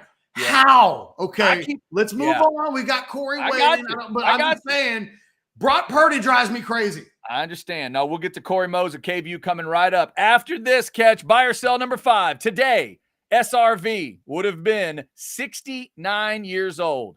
If you were going to play a song for the aliens to explain who he was, you'd play Texas Flood. Instinctively, I want to just say bye. That makes so much sense. But there's the infamous YouTube video. The thing is, I've watched so much Stevie Ray Vaughan on YouTube that I get them mixed up. But he's got the one performance where he slings the guitar behind his back and plays just as sick behind his back backwards, right, as he does forwards. And I don't think that actually is in Texas Flood. So you're going to take whatever that song was. Whatever the song is on YouTube, Okay. where he slings the guitar around and it's just like, and he's just doing it like eyes closed. The guitar's behind his back. It seems impossible. Yeah. And yet he does it. And then by the end of the video, the guitar is just like swinging around. Yeah, when I saw him at the Cotton Bowl, he played part of Voodoo Child with his behind his back like that, and he played part of Voodoo Child with his teeth. So I think it is Pride and Joy. I think Sandman's right. Okay. I just checked, and it's Texas Flood. It is Texas Flood. Okay. Okay. Well, he may have done it multiple times. Yeah. This one, I got 30 to 45 seconds of him playing behind his back. It was Texas Flood. Yeah, honestly, I don't think there's a wrong answer. I really don't. I don't think there's a wrong answer. I think the aliens would get the point no matter what you played. All right, happy birthday to SRV today. Kids, if you don't know who he is, please look it up. Please do some research and find out why that statue is down there by Town Lake. All right, that is buy or sell. We do it every day about 1 o'clock. Let's bring in Cory Mose of KVU in Austin. We've had him on before. Yeah. Talking some Longhorns, and we're going to do it again. How are you, sir? Are we good? Can y'all hear me? We got you, man. You good? I got a new mic. I bought a new mic, so I want to make sure it worked. You know, You got one of them mics that we got. Hey, I'm trying to be like the big leagues. You know what I'm saying? I'm trying to get like y'all. You sound incredible. That's awesome. Okay, so Chad, hold on. Before we talk Texas OU, yes, there are 2 more important things that we need to talk about. Okay, all right, here we go. Number 1, you're fairly new to Austin, and you're young. Do we need to give you some Stevie Ray Vaughan homework? Or are you down with Stevie Ray Vaughan and you know what's what? I've been taking notes. I've been taking notes this whole conversation. So yeah, I'm going to do my homework and my research I'm what ready. What we may need to do, Cory, you do some Stevie Ray Vaughan, and after you've done the Stevie Ray Vaughan, even if it's just for 30 seconds, you come back in a few days or a week or whatever, and you just go, saw the Stevie Ray Vaughan, and then whatever your reaction is. I don't want to plant reactions into your brain. I'm down. Okay. You need to. You trust us on this one. Okay. Number 2, as a man certainly who knows a thing or two about the Cowboys, do you have a take on 49ers Cowboys? 49ers are the best team in the league right now by far. I think the Cardinals kind of laid the game plan out to how to beat the Cowboys, run straight at Michael Parsons. I feel like they're going to do that with Christian McCaffrey. That defense looks legit. It's going to be a close game in the first half, but I think San Francisco runs away in the second half with that defense.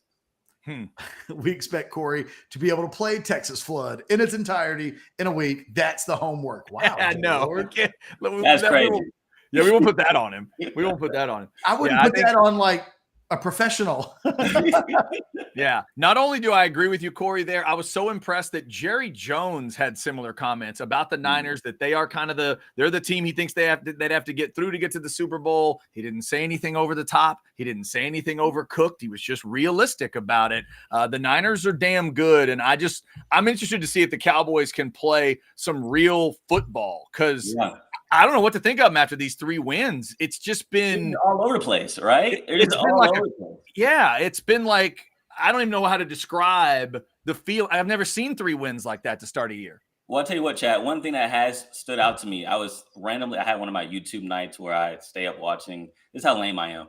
Instead of going out to East and West 6, I stay up watching press conferences of different teams around the league. so I can hear what the players are saying. And so I was up watching the 49ers press conference, and McCaffrey said something that stood out to me, though. He was saying how he really enjoys the way this team takes pride in blocking, and not just the O-lineman, but, you see Debo downfield, Brandon Ayuk downfield blocking for him on these long runs.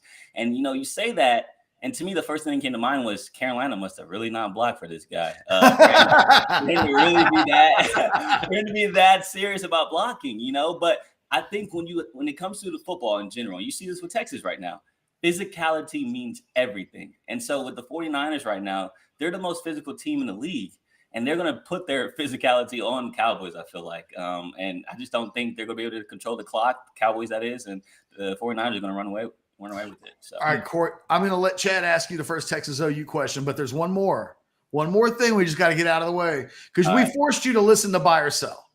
And then part of my question to Chad was like, is there something that drives you as crazy and as angry? And if you have anything in your life that you want to get out, like this is the moment to do so. I do. All right, say less. So I'm sure there's people in this chat that do this, so I apologize, but it really irks my nerve. It really grinds my gears. So when you're on, let's say 183 or Mopac, and you're about to get off, right? And there's a long line, because with this traffic, there's always traffic. And you're the guy that passes the long line and then waits until the last second.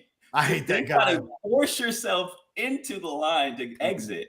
I'm like, bro, you seen the line a mile ago, and you just thought maybe I'm just gonna cut everybody else. You matter more than everybody else. Yeah, like, dude, we're all waiting. All right, we're all waiting. So yeah, that grinds my gears. Yeah, it's good. It's a good one. You got to find a place to blend way before that. Like you can't be all the way to the end. That's aggressive. You're telling everybody, yeah, I see that there's a long line, but I matter more than all of you.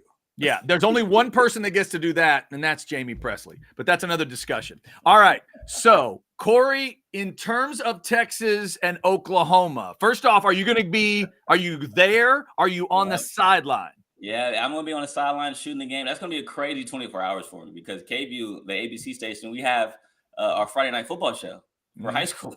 So we're gonna leave at 3 a.m. Wow. Get there, probably do a morning show hit, and then do the whole game theatrics and press conference and all that, and then drive back to Austin after the game. So that 24 hours for Cory Mose is no sleep. But that's what we do it for, the love of the game. Sure. And have you been on that sideline before? Yeah, so I was there last year. That was my first time. And ironically enough, that was my first time at the state fair. I went to school at UT Arlington, and the state fair is always down the street. But I always thought, like, as a college kid, I thought the state fair was like some place you take your date to. And I didn't really have a date in college. So I was like, I guess I'll just stay at the crib, So last year was my first year actually going to the state fair. Got a corny dog, and it was sensational after the game. But that environment, man, that 50-50 split is legit. And it can be a home game on one side and a away game on the other. And I think that's so cool. South End Zone Queen in the chat. I've never done this before. Never asked this of you before. But Cory's sitting here telling us that he's not going out on Friday and Saturday nights.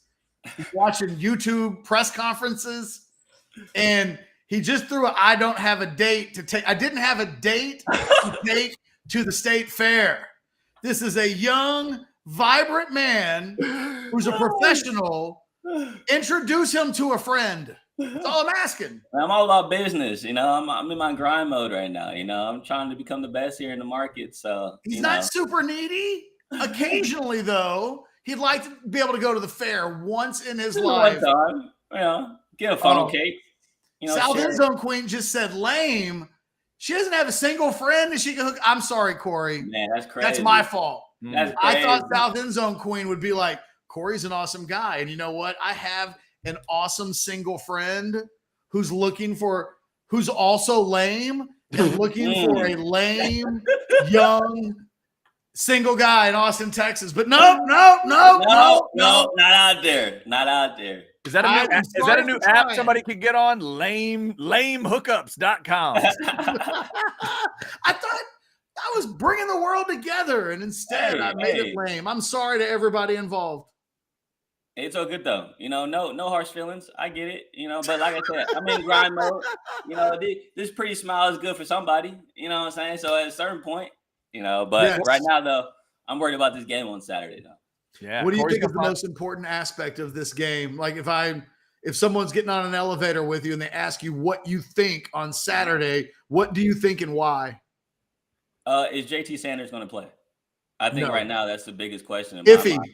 He plays, but like it's a watered down version of Sanders.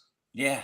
And I think that's going to be a one thing to look at because Oklahoma loves to trust their corners. They have a lot of faith in their corners. They leave them out on islands, especially in the red area, more often than I would think they would, but they love to blitz. So that's why they're doing it. And so I just think with X and Adonai, that matchup one-on-one, I love those matchups, but you still just want another option in case they have some type of safety coverage over the top that can go down the middle and just split the seam. And when JT went out last week, you kind of saw the lack of production. Gunner had a couple targets, but they really didn't attack the seam anymore. They were going out on the perimeter to Adonai a lot because Xavier had the double coverage. And so I think that's one thing to look out for. The other thing, if I can have two, if that's okay. The other thing I just wanted to point out was the secondary for Texas. I mean, OU loves to take deep shots, and we've seen it against Baylor. We've seen it against Kansas. The secondary is vulnerable at times. Not often, but you can take some deep shots against the safety group because with Catalan back there and Jaron Thompson back there, they love to hit. I will say that. But when it comes to coverage, I would say that's the one factor that have some questions about. So those are the two things. But other than that, I mean, Texas dominates around the board when it comes to the rosters. And I'm excited to see how Oklahoma kind of used this last year as motivation. Cory, it's an interesting point you bring up about the middle of the field. I was rewatching OU against Iowa State. Iowa State, when they were successful, and I know it was 50-20 by the end, but Iowa State had some big chunk plays right in the middle of the field. We're talking about Iowa State. No right. And through the years, that the pattern has always been you got to attack the middle to beat Oklahoma. You got to punch them in the face, and you got to attack the middle of the field. So I'm with you that a fully healthy Sanders really puts Texas at an advantage. But to me, there are also guys they can get to the middle of the field. Slants, drag routes. There's all kinds of stuff they can do, but they have got to go to the middle of the field. I completely agree with you. I just want to know if Sark is going to adjust that game plan if Zero doesn't play. Well, and one guy I want to see step up if Zero doesn't play is Jay Witt. Jay Witt has to be that guy over the middle now in the slot, that now you can go back to him. And he's available. They just haven't used him all this year because they haven't had to. But looking at the game last year against OU, he had a really good game. I believe 7 catches against Oklahoma a year ago, Jay Witt, that is. And so with that being said, he can attack the middle, in some sort of way or fashion. Also, Jonte, I mean, that play that he had against Baylor, up the seam, deep shot, maybe you incorporate some of those so you can attack the middle of the field as well. So we're going to see what Sark's cooking up.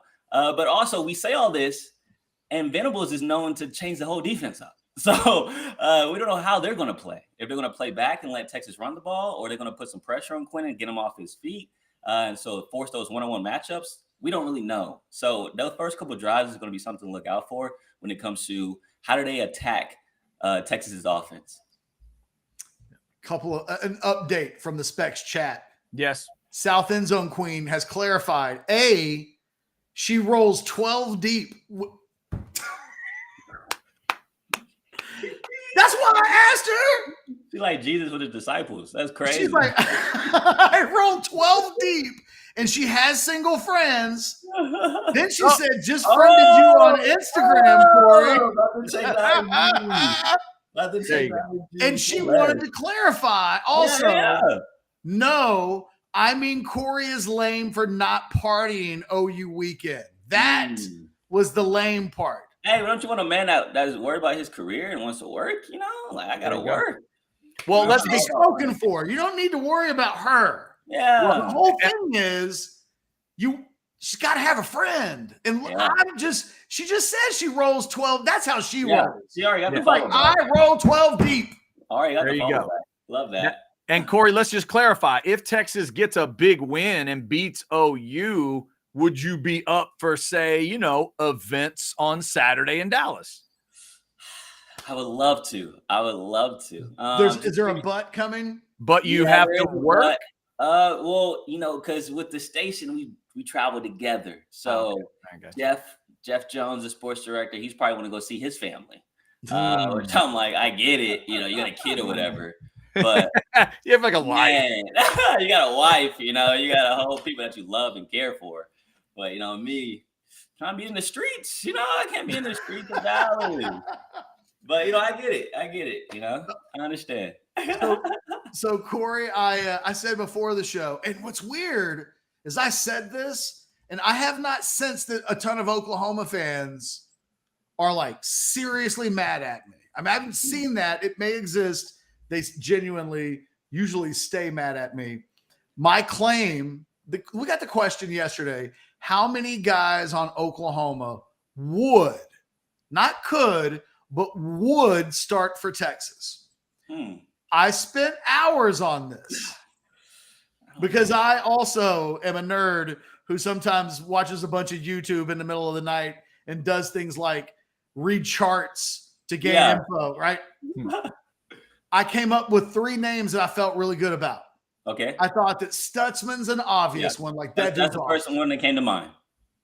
And then Peyton Bowen, I think, as a former 5-star prospect who's now a young player in their secondary, already the most productive guy in that secondary. With all due respect to Billy Bowman, who I think could, there's a conversation of could, but I don't know that he absolutely would. I do think Peyton Bowen would. And honestly, if I'm keeping it real, I would take Peyton Bowen over either of the Texas starting safeties, whether we're talking about Catalon or Jaron Thompson.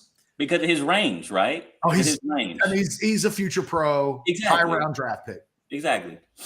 And then my third guy is I said Drake Stoops instead of Whittington because he's just a much more productive player. He may not be as good of a blocker. Yeah, I'm about to say. What about this system, though? In this system. But that's if if we were talking about Emmett and Barry Sanders, and then somebody was like, but what about Moose Johnston? He blocked a lot. Like at some point, running backs run and receivers receive. Yeah. And on the receiving part of things right now, Stoops has got 4 touchdowns. He's a good player. And if somebody wanted to turn around and say, well, what about Andrew Anthony? That guy has all of the stats this year. You're telling me he couldn't play.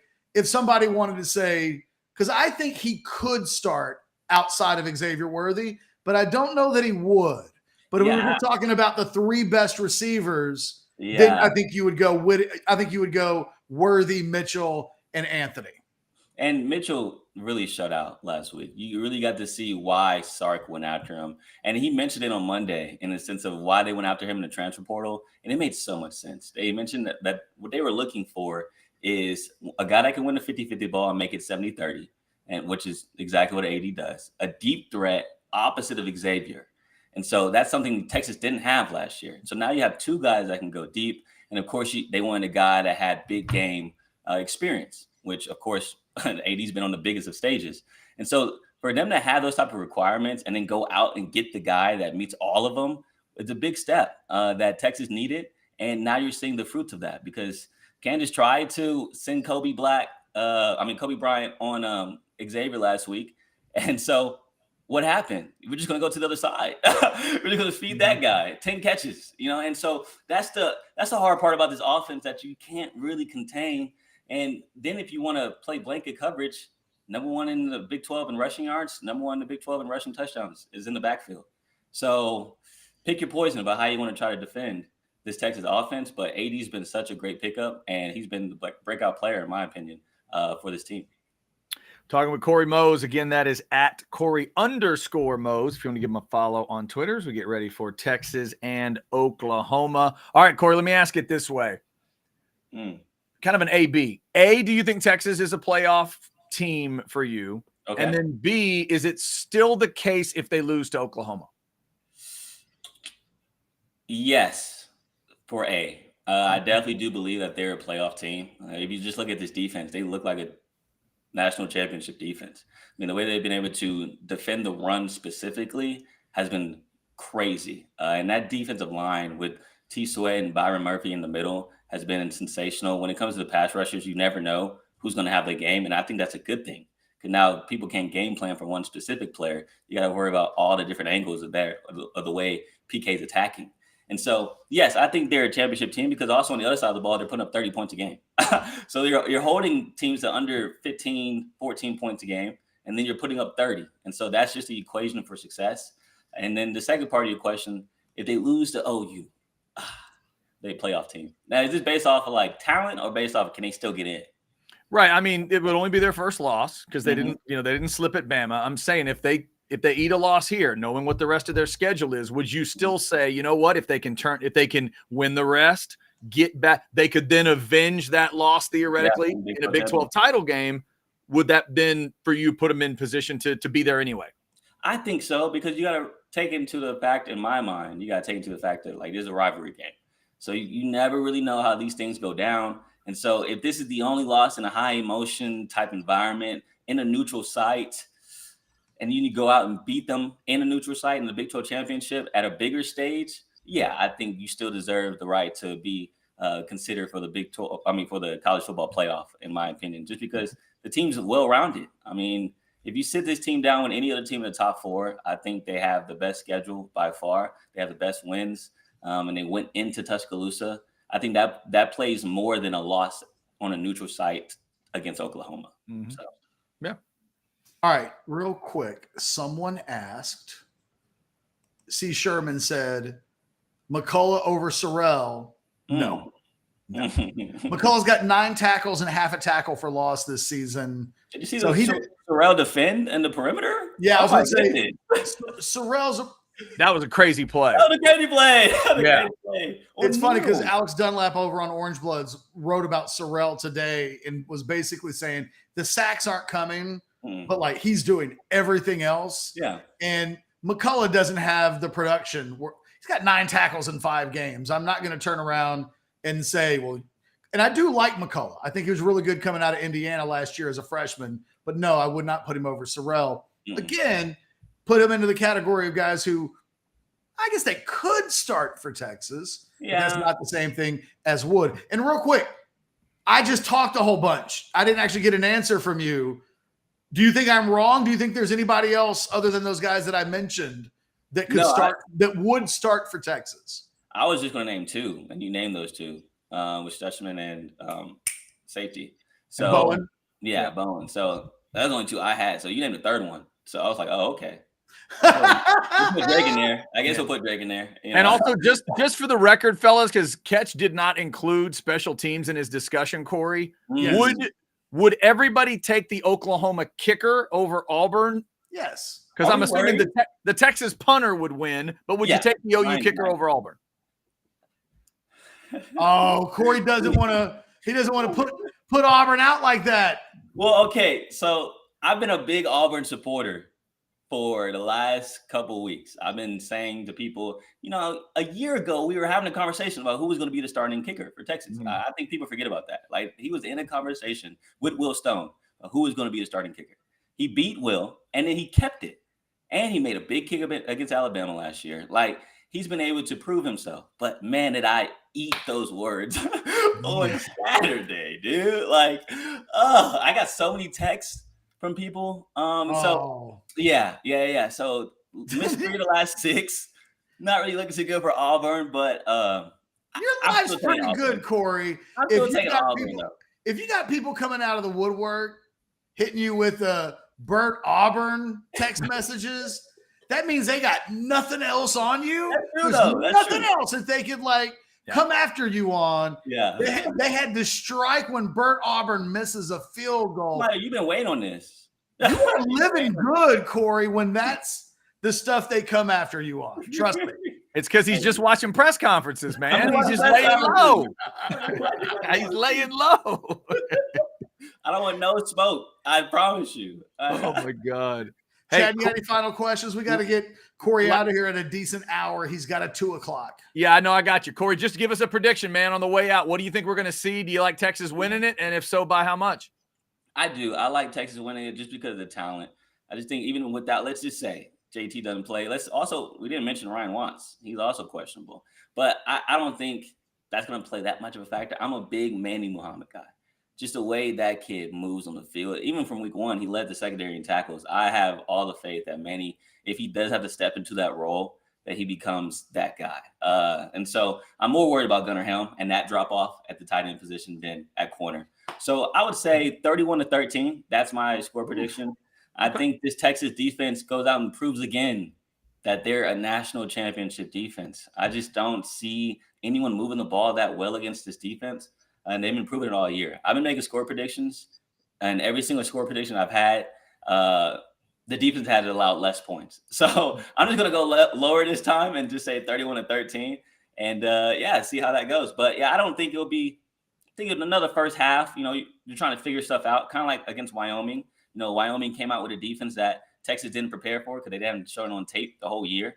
And so I think that's going to be the first half against Oklahoma as well, trying to figure out what is Venables trying to do on defense. Second half adjustments, they figure it out. Fourth quarter, I wrote this down, but Texas is winning in the fourth quarter 56-15 against their opponents this year.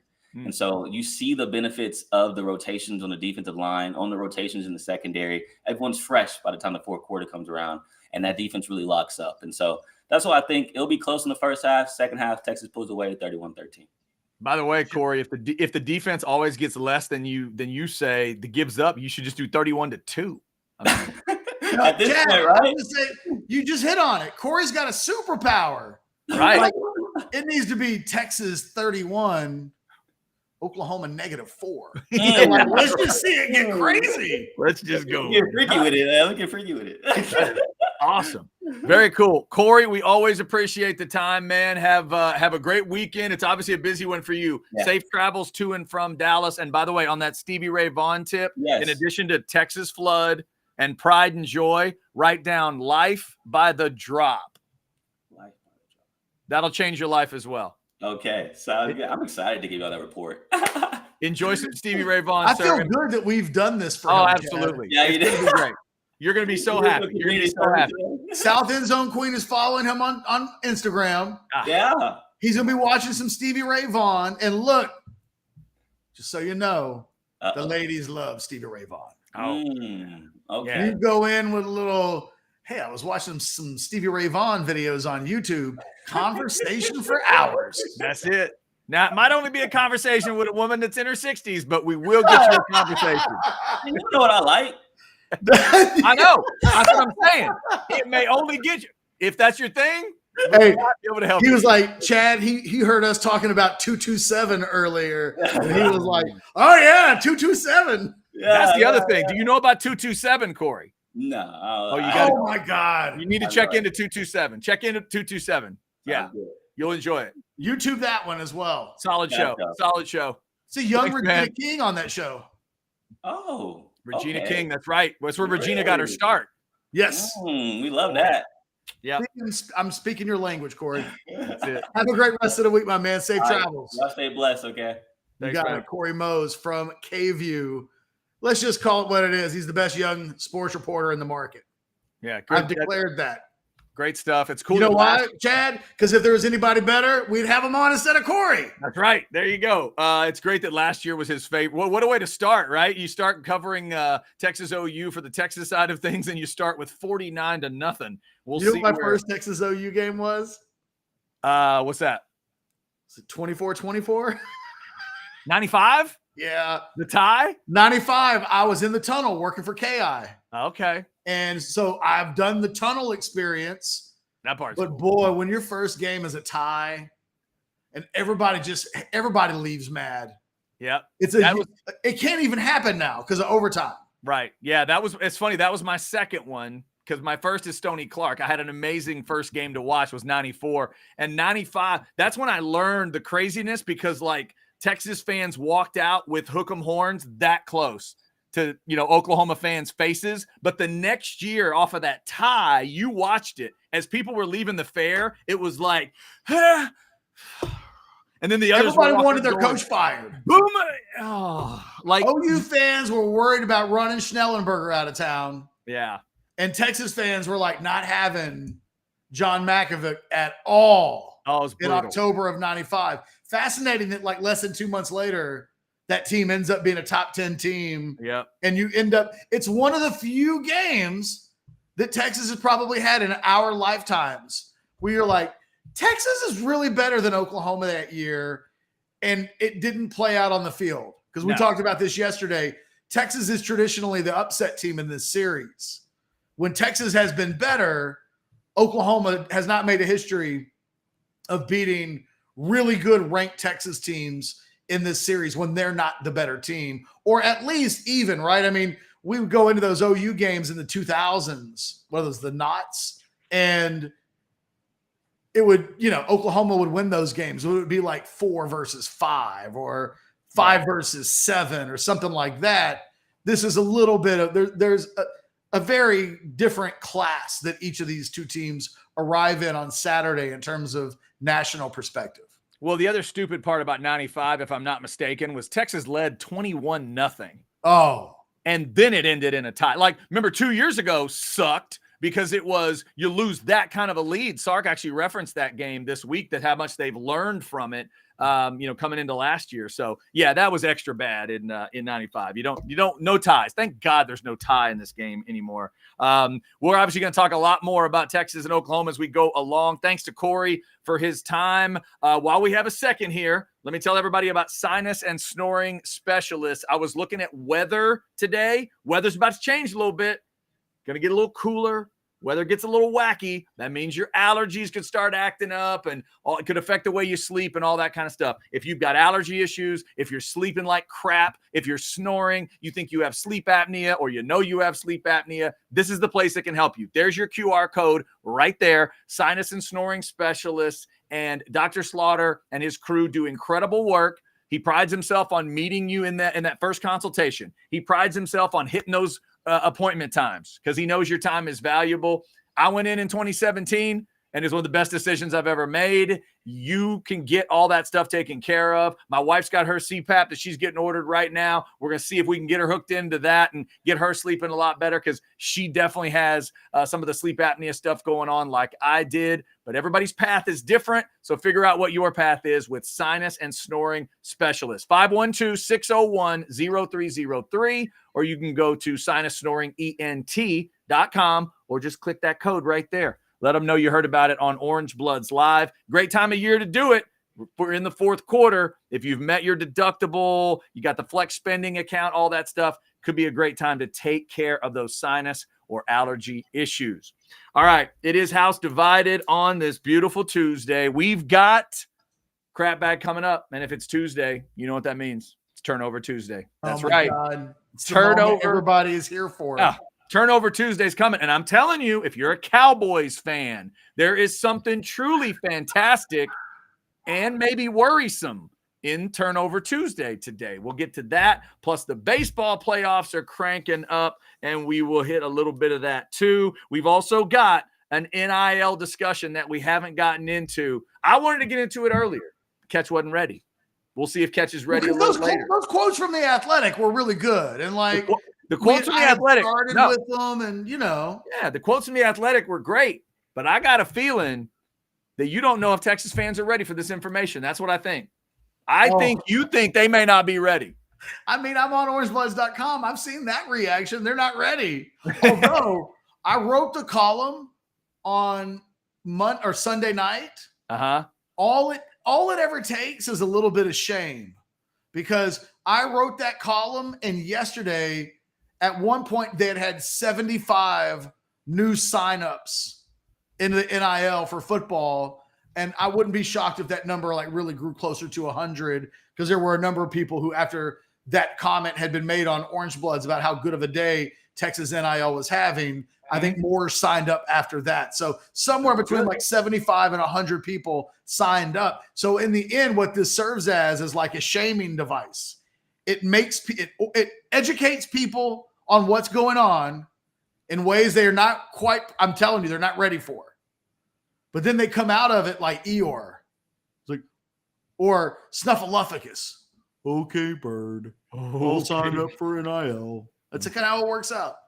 I never really thought of Snuffy and Eeyore as cousins, but they probably were. Like, they really did have the same basic mindset. Okay. Yeah. Yeah. I guess. I don't think it's going to work out. Snuffleupagus was watching Eeyore on TV and like has posters on the wall. They're both each other's favorite characters. Yeah. It really was weird too, because in one case, you're a donkey essentially. So you could kick your way out of just about anything. And in the other case, you're this giant, like woolly mammoth kind of thing. And you'd think you could just bully your way around, but no, just a total sweetheart. Okay, Crazy. bird. Okay, bird.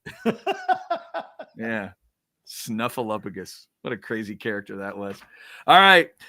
So Texas OU chapter 119 is coming up on Saturday. By the way, Ketch, you made a reference to this series and kind of where things are. I was looking at numbers earlier today. The last time Texas went back-to-back in the game, last time they won 2 in a row. Got that one for me? Texas? Yeah. Oh, 0908. There you go. 08-09, the last time Texas went back-to-back. Since then, OU's had 6 of them. Well, because they've owned the series, Chad. I'm just saying. So this is Texas's first opportunity to go back-to-back since 09. Since we've gone back to 09 multiple times this week. Last time Texas was 5-0, 09. Last time they were undefeated was 08. But last time goes back to 09 there, undefeated going into the game, all that stuff. And then now you've got a chance to go back-to-back for the first time since Colt McCoy was your quarterback doing it. And obviously Quinn Ewers has a chance to be the same guy going back-to-back against OU. The best way to explain this series since 2009. Well, Matt got him one on the way out. Charlie got one inexplicably. Tom got one. Tom got one. Dicker the kicker. Sark got him one. Oh, he got him one. And then the rest of them all went OU. Yeah, that's true. Every coach since 2009 got one. They got one. And OU's got a whole bunch. Yeah, OU has got the rest. And then the problem is when you talk about Big 12 championships, nobody's got any, and OU's got a bunch. Well, let me ask you the question that I posed to Cory. Do you think Texas can still get to the playoff if they lose Saturday? Can, yes. Will, maybe. Okay. You know, look, they lose to OU, and they drop back to 10th, something like that. Okay. 11th. If they run the table from there and then beat OU in a rematch, it's very similar to 2018 OU. And you would assume that's OU being good, right? OU continues to play well. They don't slip. They don't have a weird slip. They could, but as long as you get OU again and you go back and handle the business that you didn't, I think you'll get credit for both doing that. Mm-hmm. And B, you still have that Alabama win. And it is your secret. It's your secret ace of hearts, or wild card, or whatever. Like it's your get out of jail card. It is if Texas gets into a conversation with another team, does that team have an on the road win? You know, but you and I both know oftentimes it comes down to who had the worst loss. I don't think Oklahoma's an awful loss. Just like in theory, Texas isn't an awful loss for Alabama. If Alabama got on a roll and won the rest of their games, right, and then even lost to Georgia, right? Because if they were to win the whole SEC, they'd just be in. But if they lost to Georgia and were a 2-loss team, and it was, well, they lost to Texas, and you know what I mean? They lost to Texas and Georgia. They probably don't get in. Right. But there's a conversation because their losses are 2 teams presumably in the playoffs. So yeah, just like last year, their 2 losses were damn close to pretty damn good teams, and Nick tried to make that argument. It didn't work, but it was at least an argument. Though. It was an argument. On the day of, there was questions of, did that work from Nick Saban? It didn't. Right. And it should be. Like, to me, I've always thought there should be arguments there. I'm not one of those people that wants to throw a team away with 2 losses, but this system does. This system is the most elite thing we have ever had in major team sports, and it's about to go away. So maybe we should all enjoy it one more time. But God, it's an elite thing. It's like if in tennis they had the U.S. Open, and they and all year long there are tournaments with hundreds of players. Mm-hmm. But then for the U.S. Open, they just play 4 guys, 4 women. Yeah. No, it's gonna be crazy. One of you 4, nobody else gets in. Yeah, you go do that percentage in any other league you want, right? NFL does what? 14 out of 32 get in now, and do it for hockey. Do it for, and then go figure 4 out of what is it? Technically 300. I mean, it's 120, whatever. Just do FBS. That's enough. But 4 out of 120 something, or you could make it the full, with the group of 5 as well. It's crazy. It's absolutely crazy. So yeah, we'll see where, and then the other side of it could be the Oklahoma part. If this is a, whether it's a battle or not, let's say Texas wins on Saturday, Oklahoma, could they then make that same argument about, now let's rework it. Let's get the last part of our schedule dealt with and get back to Jerry World and avenge the loss and beat Texas and then roll. That's, that's kind of what they're trying to do, which essentially would be, because 2018 was Texas wins with the Dicker kick, and then Oklahoma got them back, right? Yep. That was the pattern. So they would be trying, theoretically would be trying for that same pattern to get back in. I just don't, Oklahoma doesn't feel like that kind of team to me. I know there's a lot of Oklahoma folks that have jumped in the chat today. Shout out to the Specs chat. My eyeballs just don't see it, Ketch. I will admit it. There's been plenty of time throughout the radio career and into all this stuff, watching this game. Oh, I'll tell you if I think Oklahoma's going to win. I'm not one of those guys because I'm not a Texas guy. I don't get caught up in that sickness that a lot of Texas fans get to on Friday, where no matter what it looks like, they'll just walk up to you and go, Texas by 17. Like, oh, okay. All right.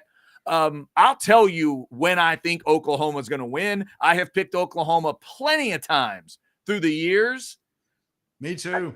I just don't think I'm going to do it this year. My eyes tell me Texas is a better all-around football team. And I'll admit this too, Ketch. Yesterday I talked about a 1-score thing. I don't think Sark's going to even have to deal with that. I think Texas is going to probably win by more than that. I don't know what kind of a score I'm going to end up with, but I feel like it's going to be more than 1 score. I mean, I've definitely picked OU over Texas more times in the last 13 years than I picked Texas to win. Yeah. I think when Texas, other than last year, when Texas has won this game in the last 10 years, I've usually picked Oklahoma. Yeah. Right. So I didn't think Mac's team was going to win that game. I definitely didn't think, I thought Charlie Strong, what I thought was going to happen at the end of that Charlie Strong, people forget before the Charlie Strong win that day, ESPN wrote Herb Street did the Charlie Strong defense, and he called the people of Austin a cesspool. Oh yeah. And right. Like set Texas on fire. Like, what do you guys expect? You got a bunch of, J.R. Ewings trying to manipulate the coaches all the time. Like, he really laid it on thick. And I thought, holy crap, when Texas gets their ass kicked by Oklahoma today, this shit's going to hit the fan, because that was also right about the time that Miami was starting to have its Charlie Strong was into year 2 at Texas, and the Miami job was about to become, and people were asking Charlie like questions about Miami, and then they beat Oklahoma, and it was the most inexplicable win, I think, of all the inexplicable wins. Yeah. Oh, it was crazy. The 2013 and 15 are the ones that blink at me. I can't explain either one of them, but those were wild victories for Texas, but that was crazy. This is one that it feels like Texas should win. All the numbers tell you Texas should win. Let's see if they can do it and go back to back. And again, gives themselves a chance for a breath at the midpoint, and then really a chance to start talking about big things for the latter part of the year. All right. We are over that 2:00 hour mark. Ketch, are you ready for Turnover Tuesday? Dude, I almost, again, I go back to like, hey! It's Turnover Tuesday. I barely slept last night. Look, for a moment, I thought I woke up in the middle of the night because one of the dogs shit in the house and I could smell it. Oh, that's bad. Then I realized, oh, that happened, but that's not why I woke up. Turnover Tuesday. Turnover Tuesday is why he woke up.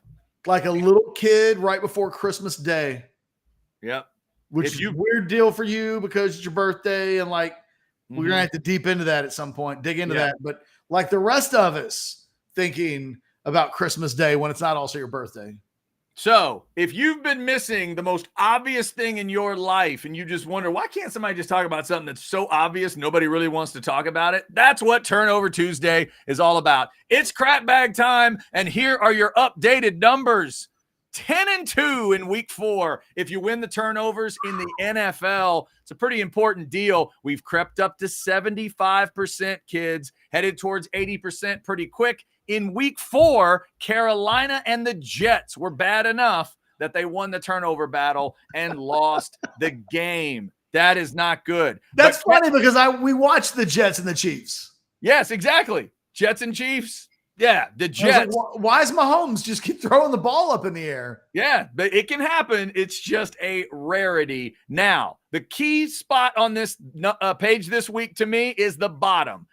In the season, we're now to 14-0 if you're +3 or more in the turnovers. But kids, look at the Cowboys. All 3 wins are +3 in the turnover. Ketch, I didn't look it up because why would I? It would take too long. There's no way an NFL team has had their first 3 wins like the Cowboys have. They have no turnovers in any of those 3 games, and their opponents have 10 combined. There's no way that's happened before, and it's why I feel like I still don't know a lot about this team. Cowboys are the only team in the league that have 3 wins +3 in the turnover margin or more. It's kind of crazy. So 14-0 if you go +3 or better. You need to send that to ESPN Stats and then let them use like their database to figure out the last time that happened. Because that could – I have no idea what the actual answer could be. That is so goofy. So I don't know if the Cowboys can win a real NFL game. The one time they were kind of asked to play a real NFL game because Joshua Dobbs was the one asking the question, it freaked them out and they didn't know what to do. And they had like 4 key guys hurt. So what can they do Sunday afternoon? I have no idea. Sorry, Sunday night football, Cowboys and Niners. And it's the only winning matchup of the entire week in week 5 of the NFL. That is it. Cowboys and Niners. All right, Ketch, the other thing we need to bring up today is the baseball playoffs because the Hall of Helmets doesn't just have football helmets. We've got baseball helmets all over the place. And we are set up and ready for the playoffs. Up there at the top, you see the AL. You got Minnesota and Toronto. Winner gets the Astros. You got the Rangers and Rays. Go Rangers. Winner gets Baltimore. And you got the NL on the bottom. Milwaukee and Arizona. The winner goes to LA. Philly and the Marlins. That's Ketch's Philadelphia Phillies. Ketch, look at that old school Phillies helmet. See that with the old P on it? Nice. Winner gets the Braves in the next round. And to the right there is just the corner. That's just the corner that's across the room from me right now. The Nowitzki jersey and championship banners, XFL helmets. There's all kinds of garbage over there. It's unreal. There you have it.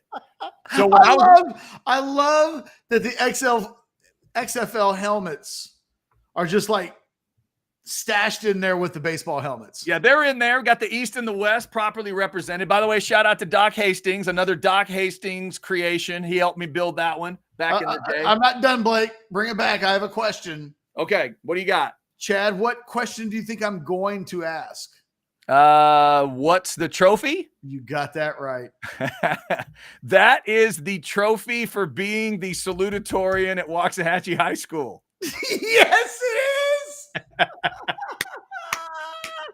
And if you look very carefully, there are 2 figurines standing on top of the trophy, and they are Rick and Charlotte Flair. I have Yeah.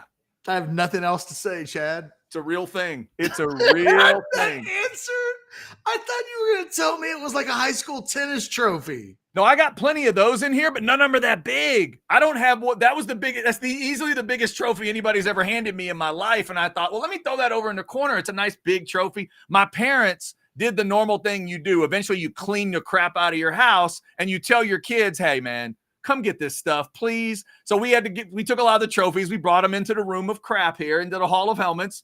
And so that's what I ended up with. That's the biggest trophy. Chad, you're an interesting guy, man. Thank you, Rhett. I appreciate it. And by the way, I don't know. We haven't mentioned this yet, Ketch, but this week is a special week for me. Speaking of the Hatch, because we have the reunion coming up. 30th high school reunion is this weekend. Okay. So I'm going to be in Waxahachie doing the Thursday night Outsiders show, doing the Friday show for us, and jumping in on the watch along if I'm asked to on Saturday. But get this. I don't want anybody to laugh when I say this. Please don't laugh wherever you are. I'm getting into a Waxahachie Hall of Fame. How about that? Keep going. Tell them. So there is a Waxahachie Fine Arts Hall of Fame. I'm getting in. They have declared whatever the hell I've been doing for years as a fine art. I told y'all. And some group of people in my class got together. They went out drinking in the Hatch, and somebody went, hey, what was that bastard's name? What was his name? His dad was a teacher. Doc's kid. What's his name? Yeah, that guy. Can we put him in? So they voted, and I got in. So Saturday, as the game kicks off, there's a ceremony where I get into the Hall of Fame. How about that? How proud? Tell me. Be honest now. Okay. How proud are your parents? Like Mom Hastings, Doc Hastings probably plays it cool. Right? Mm-hmm. Good for you, kid. Yeah. Mama Hastings, how proud of a mama is she that you were going to be in the Waxahachie Fine Arts Hall of Fame? She's extremely proud. She will tell as many people as she can, but truth be told, the two of them will also wake up in a hotel and drive to the A&M Bama game. That's true as well. They are proud. They're not that proud. They're proud to a point. Because trust me, there's no way. If my dad was sitting in that room watching me get any kind of, it wouldn't matter what it was. My dad would be looking at me like, hey, yo. Alabama. I mean, wrap it up. Let's go. Let's move. I heard the thank you. Let's move on. Anyway, so that is happening. That is happening this week. And shout out specifically, here's the thing that I'm most happy about. They also have an athletic Hall of Fame, Ketch, and the ceremony is together. So for the rest of my life, I'm going to say I went into the Hall of Fame with all the people that go in total, not just the fine arts people. I'm going to claim the athletic side too. So it's going to be great. I've always felt like McCallum High School owns me. They owe me something like what you're getting. You think so?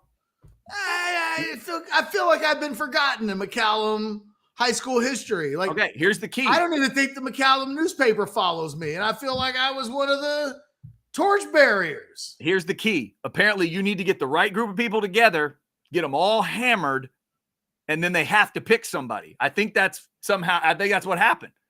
I think that's how I got in. They think I peed in the bucket. I think that's how it happened for me. There used to be a bucket that was in the photo area of our newspaper deal. Uh-huh. Somebody kept peeing in the bucket. They think it was you? Miss Denny thought it was me. Was it you? No. Oh, okay. I'm just checking. Pee in the bucket? Just asking. I don't know how you were in high school. You may have needed to pee in a bucket. You set stuff on fire I set stuff on fire when I was 5. Okay. I don't know. I've heard stories. I've heard stories of things catching on fire. I've heard stories of poops and pants. I'm making sure. All of that stuff happened. Yeah. So you could understand how when you drew that line, I was needing to ask. Like, that's not that far to pee in a bucket. Do you understand what I'm saying? It's not that far. Erroneous. Don't act like that was the worst, craziest question that I could have asked. Erroneous. Come on, man. Come on. So, yes, that is happening this weekend. And by the way, Ketch, there's one state championship team in the history of Waxahachie High School, my senior year. And the quarterback is going into the Athletic Hall of Fame, Lamont Moore. You remember that name, right? I do. It's good old Baylor Bear. Lamont Moore. He did end up at Baylor. He's one of the best dudes ever. We've known each other since we were like 5-6 years old. And so he's going in. Also, my favorite name, maybe in Waxahachie. Lamont Moore going in together. Right. For the rest of time, I've already. Like the dream team. Dude, I've already told Waxahachie. That's it. I told Lamont, dude, I'm gonna tell people till I die that you and I went in the Hall of Fame together. They will not explain, because if they ask, I do have district championships in tennis. I could show them if they need it. You could show us right now, couldn't you? I probably could. I think there's a. I probably could. Wait, do I have one of the gold? No, actually, I don't. You know what?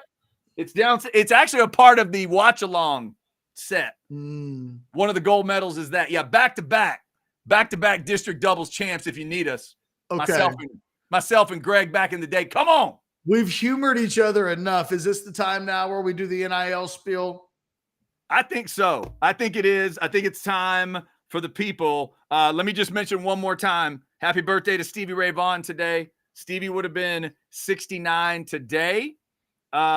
Baseball freaks, Dennis Eckersley is 69 today. Happy birthday to him as we get ready. In fact, the Rangers already started their game this afternoon. And also Tommy Lee, 61 today for you Motley Crue heads. All right, Ketch, I think it is time. We do the crap bag every day at 2. Turnover Tuesday is only on Tuesdays because you can all stand that only one time a week. So, Ketch, you have some info for the people. You've shared this a little bit already on orangebloods.com.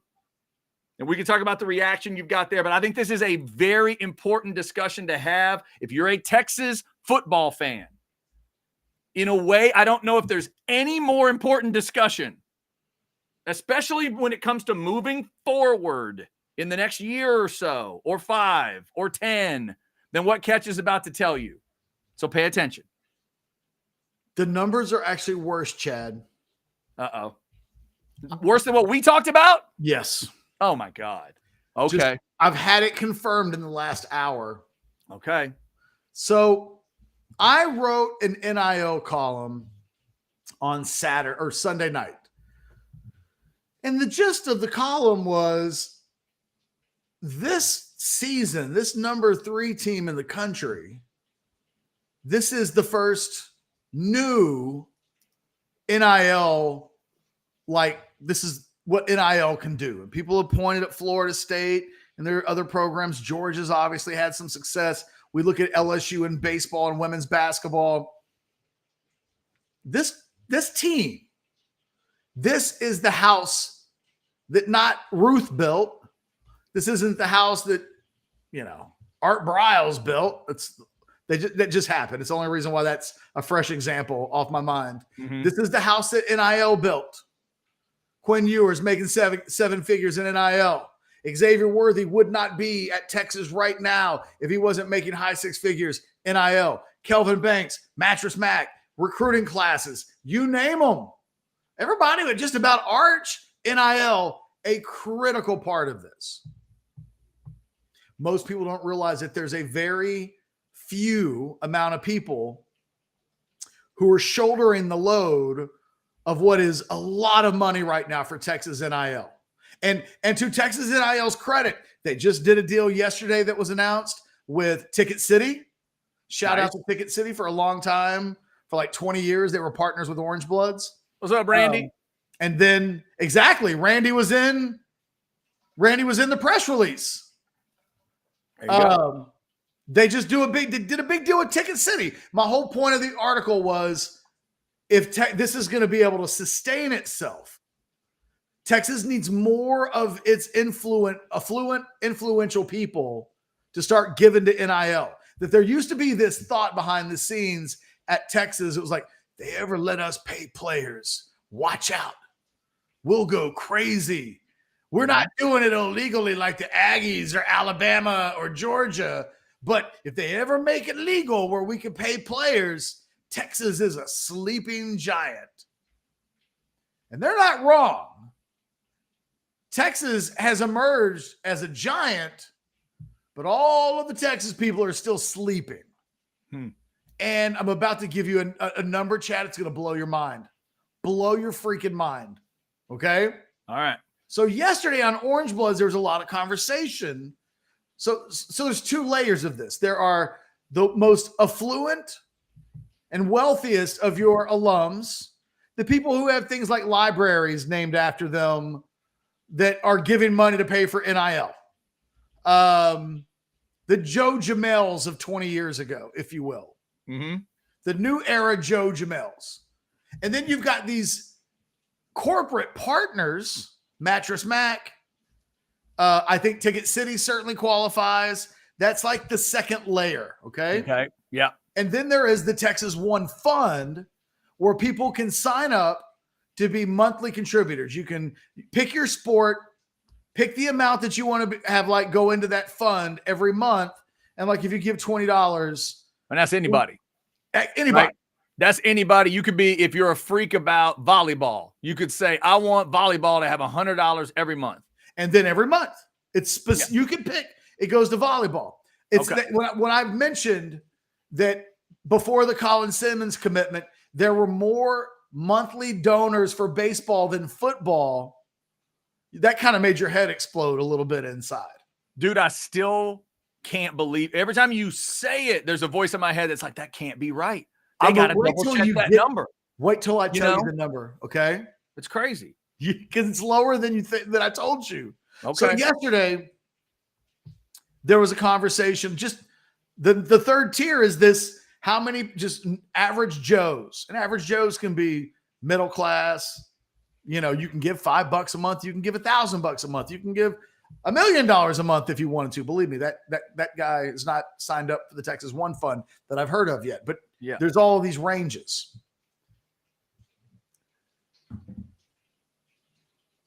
Yesterday, I thought I saw a number, but it must have been wrong. Okay. Because I got a text message that says, hold on. In August of this year, football had 487 people signed up. Okay. That number has climbed to 600. Ole Miss has 8,000. Oh my God. You're right. It is worse than you said earlier. Ole Miss currently has 10 times as many people donating on a monthly basis than the University of Texas. Oh my God. I've been saying it for years, Ketch, on different situations, but this may be the biggest one ever. Be Texas immediately. You can be behind in some stuff, but you got to realize it. Texas has done that over the years. Ketch, this one is massive. Like finding out you were behind on analysts from Nick Saban is one thing. Texas and Texas A&M had to both find that one out. You were behind. You've caught up. Social media, you were behind. You've caught up. Ketch just told you there are 8,000 people wearing red, white, and blue, screaming about the Rebels, hotty toddy, gosh almighty. Who the hell are they? Well, they're the ones with the money apparently right now. And you got 600? But it's not even like money necessarily. It's they've got committed investment. 8,000 people committed to give them something, right? $5, $10, $20, $100, but 8,000 of them giving something. The Longhorns haven't hit 1,000 yet in football. Wow. That's remarkable to me. That is absolutely crazy. And Ketch, it makes me wonder a couple things. Let me start here.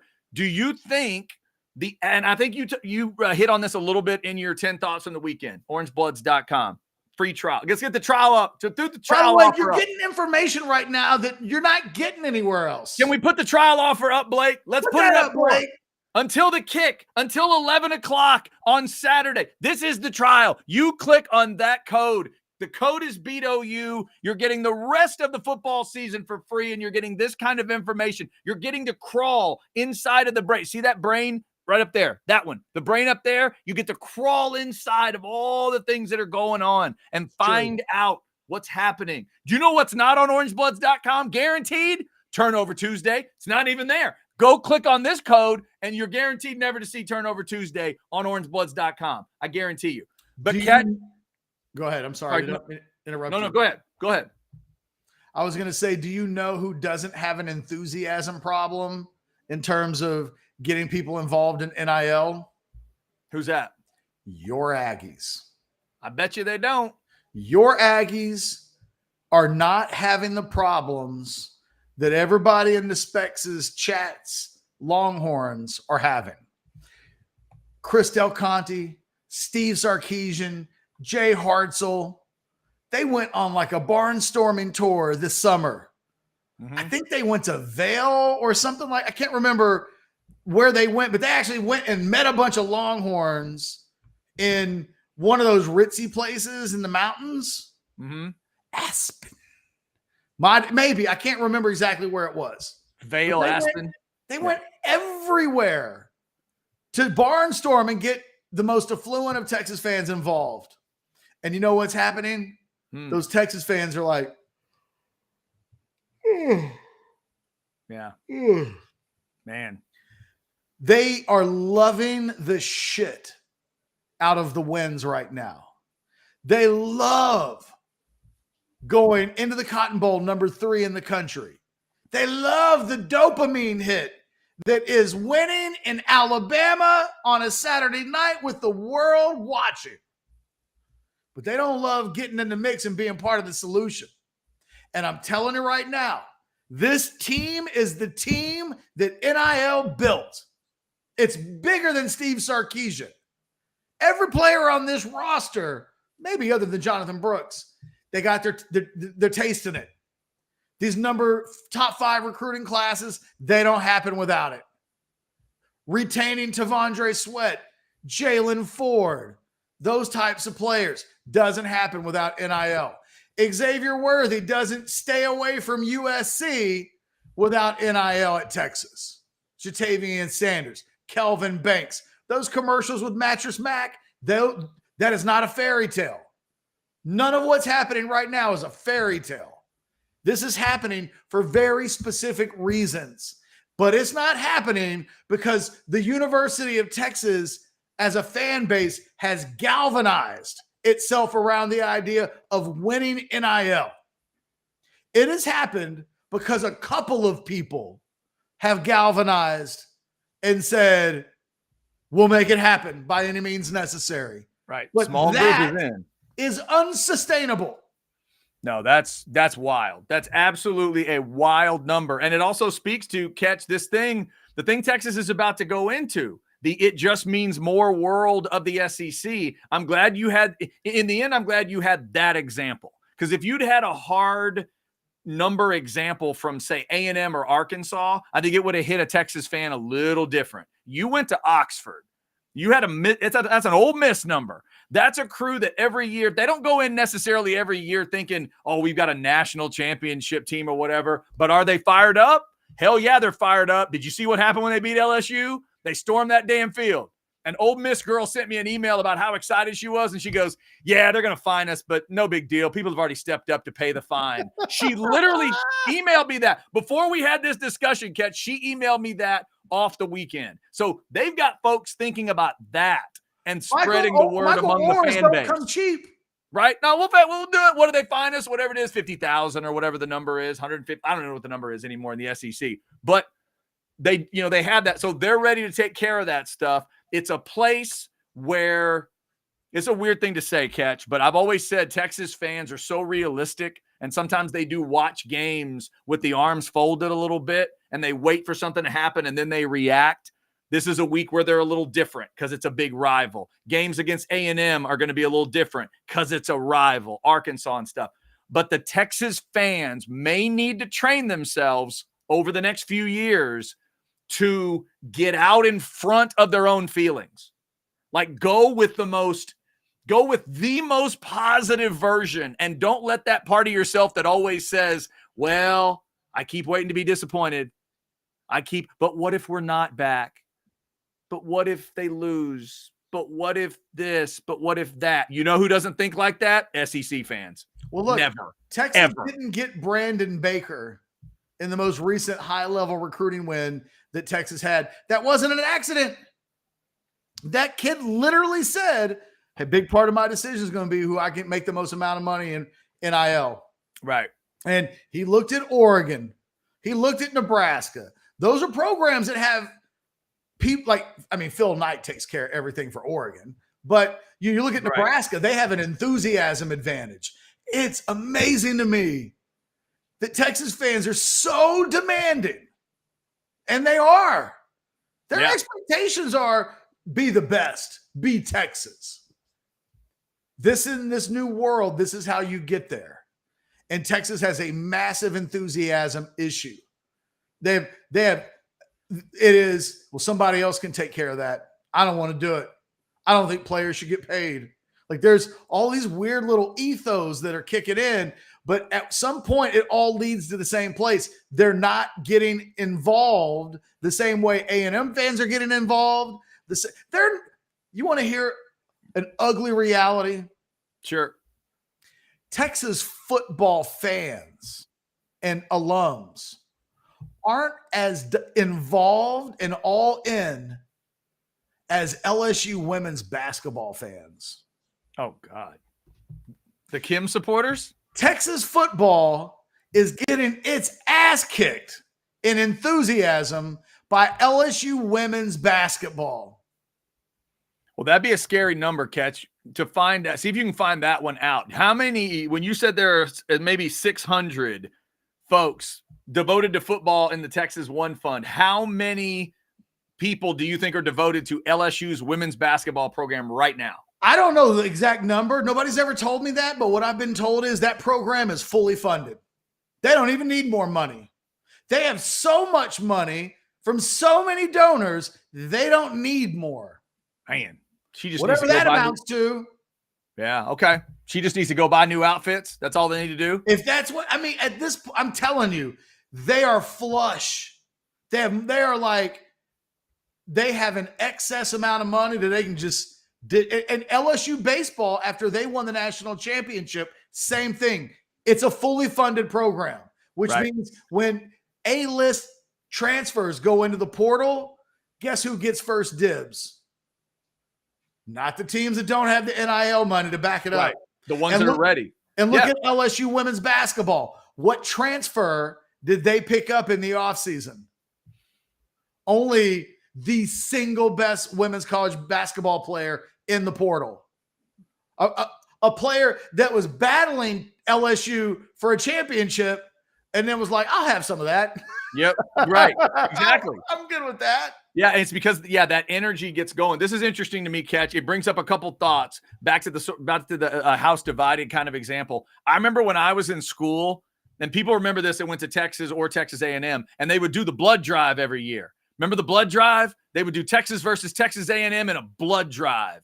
And I always remember thinking, well, there's really no way Texas is going to outproduce us because of the way we galvanize. Because to me, it's this club thing. It's that mindset. It's that mind control mentality that Aggies will galvanize and get together, and they would always win the blood drive. But here was another one, Ketch. A&M decided to raise money. For anybody that's been to Northgate, when it went from being dirt back there to being the nice thing it is now, they wanted to raise, I think it was $200 million just for like university improvements. And they said, we want to raise $200 million, but they failed to do that.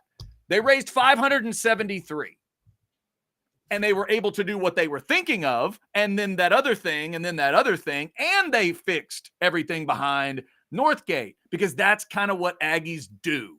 They can galvanize and they can bring it together. It's wild to me that mindset doesn't take over with Texas football. Ketch, if you told me that number for baseball, I'd feel bad and say, damn, they've got the history. They should have more. If you told me swimming and diving had no support, I'd say, man, that sucks. for what Reese built and blah, blah, blah. We can go to program, right? Women's hoops, whatever you want.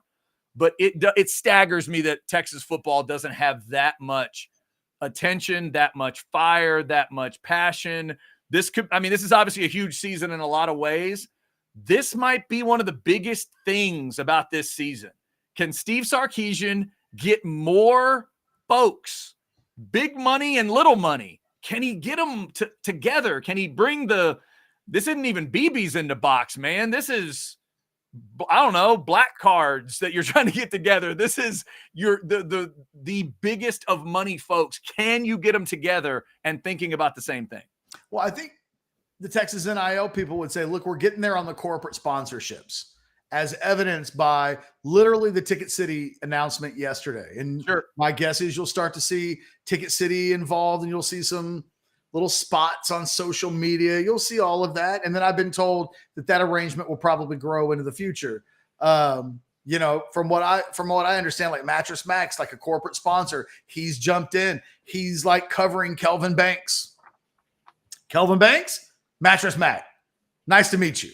Mm-hmm. So they're starting to really have some success there, but they're struggling on the fan side. They're struggling with the richest of the rich, the people who give money to Texas for everything, but not for NIL. And they're struggling in general on an enthusiasm standpoint with the common fan who $10 a month, $5 a month, 20 a month. On Orange Bloods, I'll see people say like, some people are like 100, some people are 20, some people are 1,000. Like, there are varying degrees, but like they're involved. For Texas to only have hundreds of people, they put 100,000 in the stands every Saturday there's a game. Yep. And 1% of 1% of that, or I guess a little bit less than 1%, half of 1% actually, or a little bit more, like 7 right. 1%. I'm trying to like work it. I'm doing that thing, Chad, where I'm trying That's to figure how your brain works. out. Yeah. 96 hours to kick off.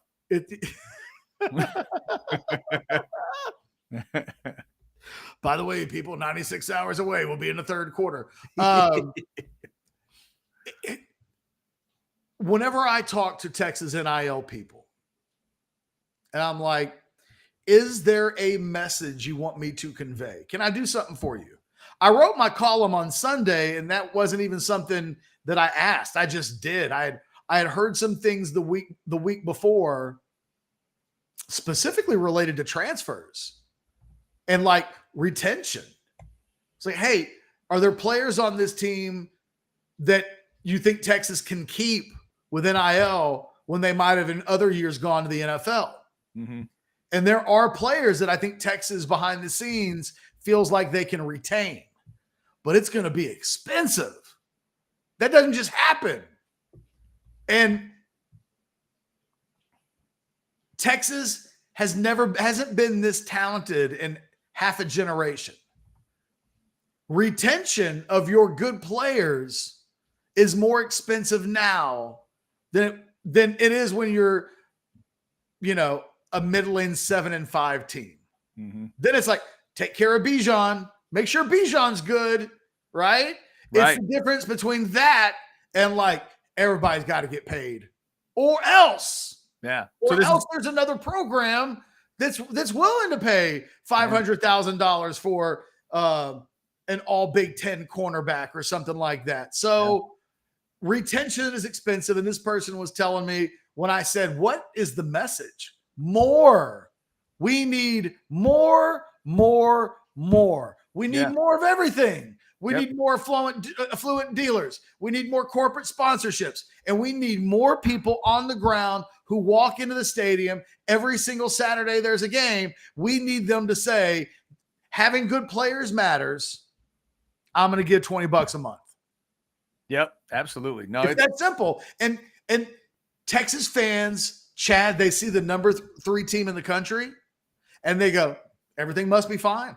Yeah, it's being taken care of, right? It's being taken care. They're assuming it's being taken care of. They've been number 3 in the country for 5 minutes, and the fan base is already taking it for granted. Oh, It's crazy. All right, some chats here and super chats. We'll start with this chat. Somebody heard what I said. JW Crunch says that's what cults do, though. You're absolutely right. I'm not asking Texas to be a cult like A&M. I'm just saying the cult mentality does create a lot of money when you decide, let's get together a lot of money. And you know what? Hey, Chad, wait till they lose to A&M. And it's like, why is A&M kicking our ass in recruiting? Let's fire the coach. Man, It's much more.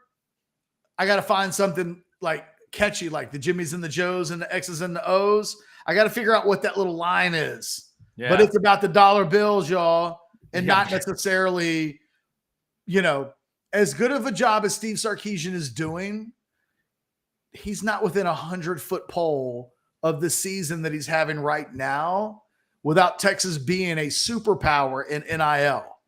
Yeah. Texas is a superpower in NIL. The difference is Georgia and A&M are also superpowers, but they got loads of people carrying the load. Yeah. How about Texas, this? What's that? How about it's not about the team, it's about the cream. Cash rules everything around me. How about that? Is that it? I'm all right with that. I like you going little cream. I saw a dude with a hat on. You've been proud of me. I saw a dude with a hat on at the Texans game that said cream. And I'm like, I know what that means. I know what that is. I'm good. Who was it? Who was it? The cream? Is that a Wu-Tang or who is that? Wu-Tang. It was Wu-Tang, right? Yeah. All right. So let's clean off some super chats here real quick. $1.99 Texas boy. We can't afford super chats and the one fund. Gosh. Yeah. See, that's tough. I get it. If you have to pick, we would prefer you go super chat if you can. True. I mean, we are selfish in that way. That's for us. The messengers have to get paid. That's true. We have to get paid so we can give you the information, and then others will go pay. $4.99 from James. Interesting numbers. When both Texas and Oklahoma are ranked, Texas has a 42% win percentage. When UT is ranked higher than OU, it's 81%. It's just what we've been talking about this week, Ketch. Yep. The numbers do bear that out. When people say, you can throw out the record books, they're talking about Texas, unranked or much lower ranked. But when it's this way, when it's Texas as the much better team, Texas is usually, you see that, 81%. And the number I looked up this week specifically, Texas top 5, Oklahoma 10 or lower. Texas is 7-0 in those games. It's only happened 7 times that way. Undefeated, 7-0. And one more here. This is a good question. Miles says, $9.99. Why does ESPN give OU a 54.5% chance to win? Because they got better stats. Yeah, you're right. You're right, because they're putting that into a computer. Yeah, they're putting that into a computer. Oklahoma comes into this game with the number 1 offense, the number 1 defense, the number 1 scoring offense, the number 1 scoring defense, the number 1 passing game. They've got great stats.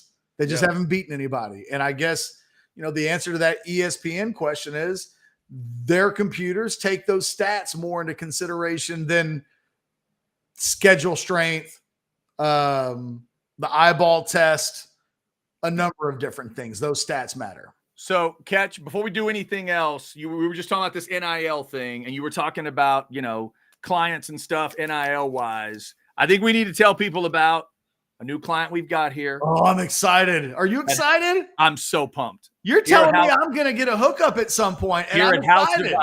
Look, I got 2 goals in telling everybody what I'm about to tell them. Goal number 1 is to get Jeff Ketchum and his family to this place. Goal number 2 is to get all of y'all to this place. And this place is Hayes City Store. There's that beautiful logo. They're out in Driftwood. Trust me, you're going to want to scan that QR code. That's how you can go see the incredible menu. It is unbelievable. They opened back in the early 80s. In the 90s, they added the cafe. In 2015 is really when Hayes City Store, the way it is today, was born.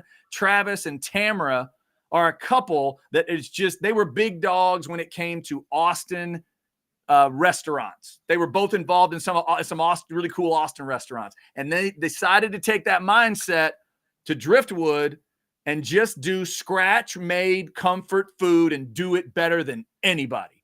And in 2017, they opened the Ice House part. So now it's Hayes City Store and Ice House. They have an incredible shaded tree area that we'll be showing you. It's unbelievable. In fact, if you follow them on Facebook, Hey City Store, just go look at that picture. Lit up at night with the beautiful shade trees. Incredible. The Ice House, unbelievable. If you're a craft drink person, beer, whiskey, wine, tequila, whatever it is, they've got it all. And they have some of the best food and drink that I've ever had in my life. Period. And remember, if you panic and you don't even want to look at the menu, just say 3 words: bacon, jam, burger. I can't wait for Jeff Ketchum to try it. It's one of the best burgers I've ever had in my life.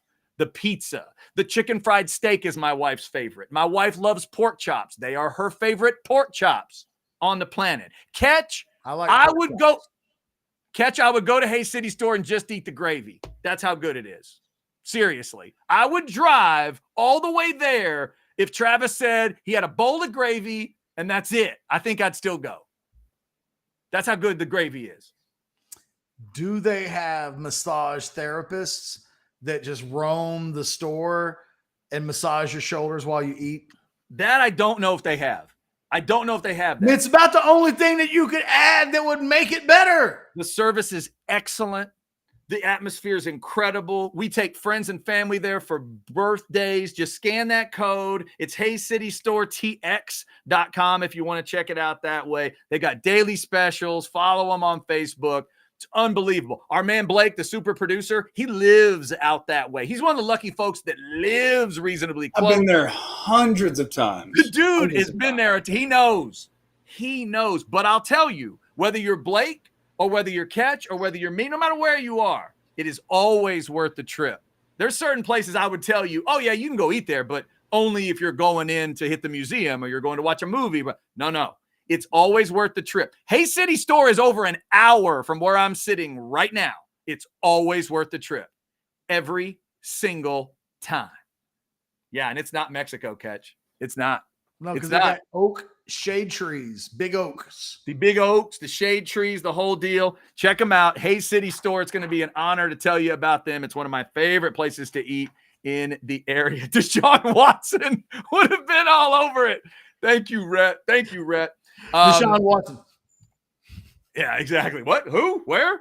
But Ketch, I think in the rest of the week, we're going to be talking Texas OU. We'll talk about the game heavy and everything. But the discussion you and I had earlier about this NIL deal, when I saw it pop up on your 10 thoughts, I jumped right into it because I'm so interested in how Texas will deal with this move to the SEC.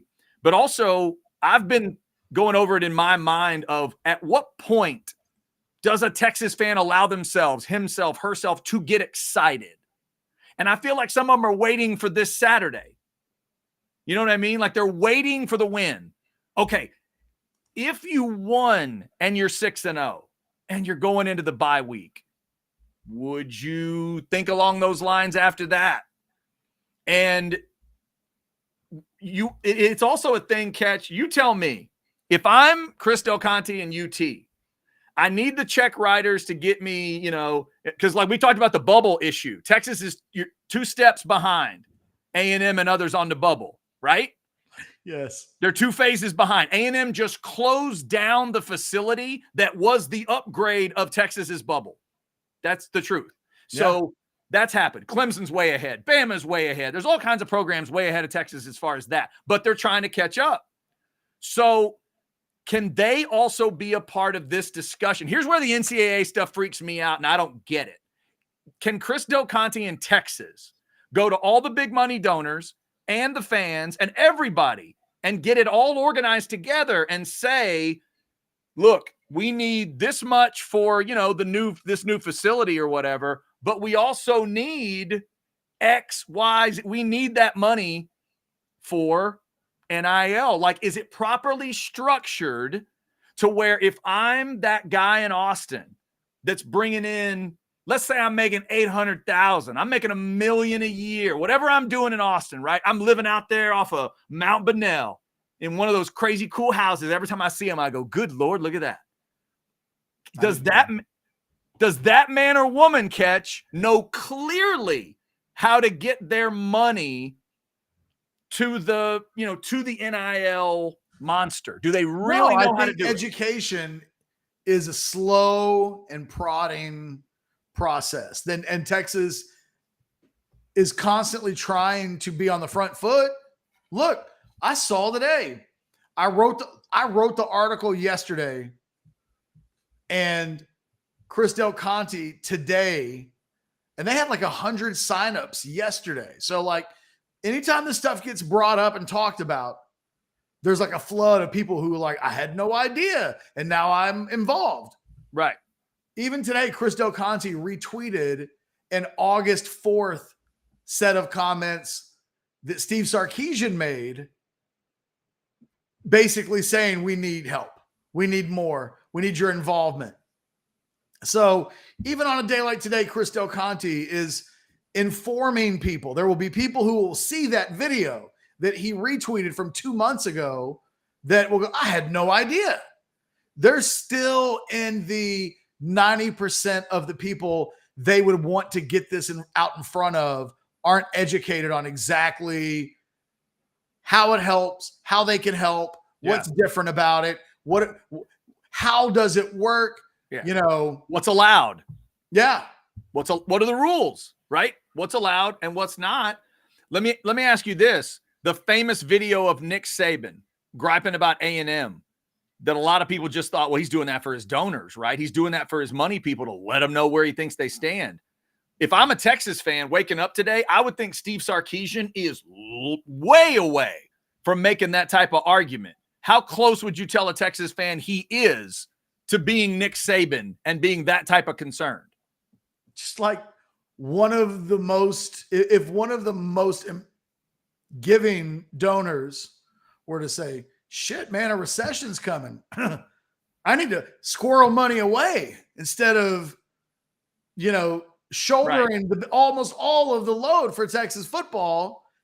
That's how, if one guy or two guys or three guys, that small group, right, got disenfranchised or just said, I can do half of what I've been doing, but I can't do everything that I've been doing. Yeah. Then he starts griping about the out on the streets. Yeah. Playing a guitar, trying to get donations. Then he's griping about A&M, USC, Oregon, whoever it is, pretty quick. The only thing separating Steve Sarkisian from Nick Saban is a handful of dudes. Man. Yeah, that has to be a sobering thing, I think, for a Texas fan to hear today. Let me ask you another specifically weird question as we round it out today. If I am, you mentioned I can go specific with the Texas One Fund. Like I could say, all right, I'm a football nerd. I want to do $500 a month to football, right? You said I can do that. Can I pick a particular player? No. Could I pick? I can't pick, I can't say, hey, make sure this gets to Colin Simmons. No. Okay. But, I think even in some sports, it might become pretty apparent. Let's say Ivan Melendez was going to stick around. And it was like, hey, NIL was able to keep Ivan Melendez around another year. Right. And, a lot of the money from the Texas One Fund from baseball went to that.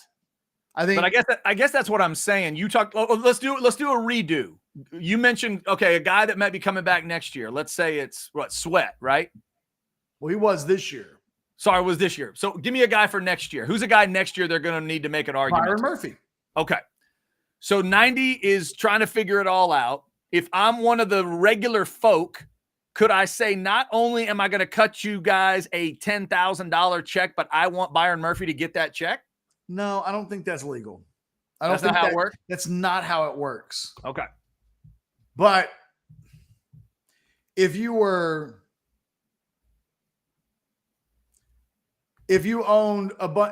Nike and you were like, you know what?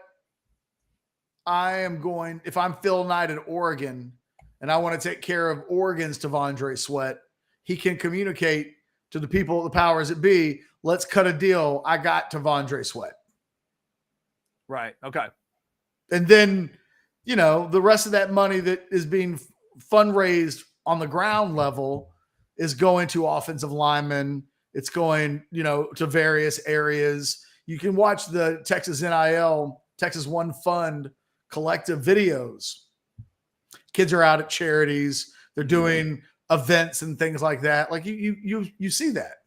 But yeah, it's a little trickier when it's like individual players. From what I know, I'll be honest, maybe I'll get corrected and somebody will message me in a little bit and say, no, it's not like that. If somebody wants to give money to Joe Beth Anthony, they can go straight to Joe Beth Anthony on the women's rowing team. Like, maybe it does work that way, but I don't believe it does. And that's a part of those discussions, I guess, that have to happen in room. Can you get the rooms full of the people that have the money together, or how do you communicate it to them properly? And, again, if I love Texas volleyball and I got $500,000 that I want to, donate over time, how does that work? By the way, to this chatter, we see you. We see you, whoever you are. I'm not even the boogie at the end. Wow, these guys have even less hair than Texas has trophies. Hey, you know what? Let's calm down. Because somewhere in here, Texas has, 4 national championship trophies? I got 4. I mean, you say I got 4. I got the hairline. Calm down. All right?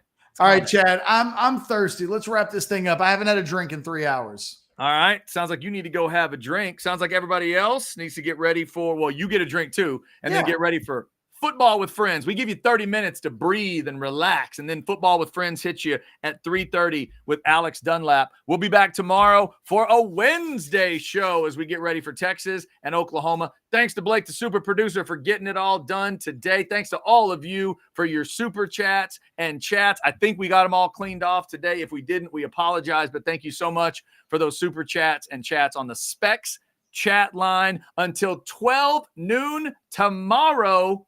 See ya.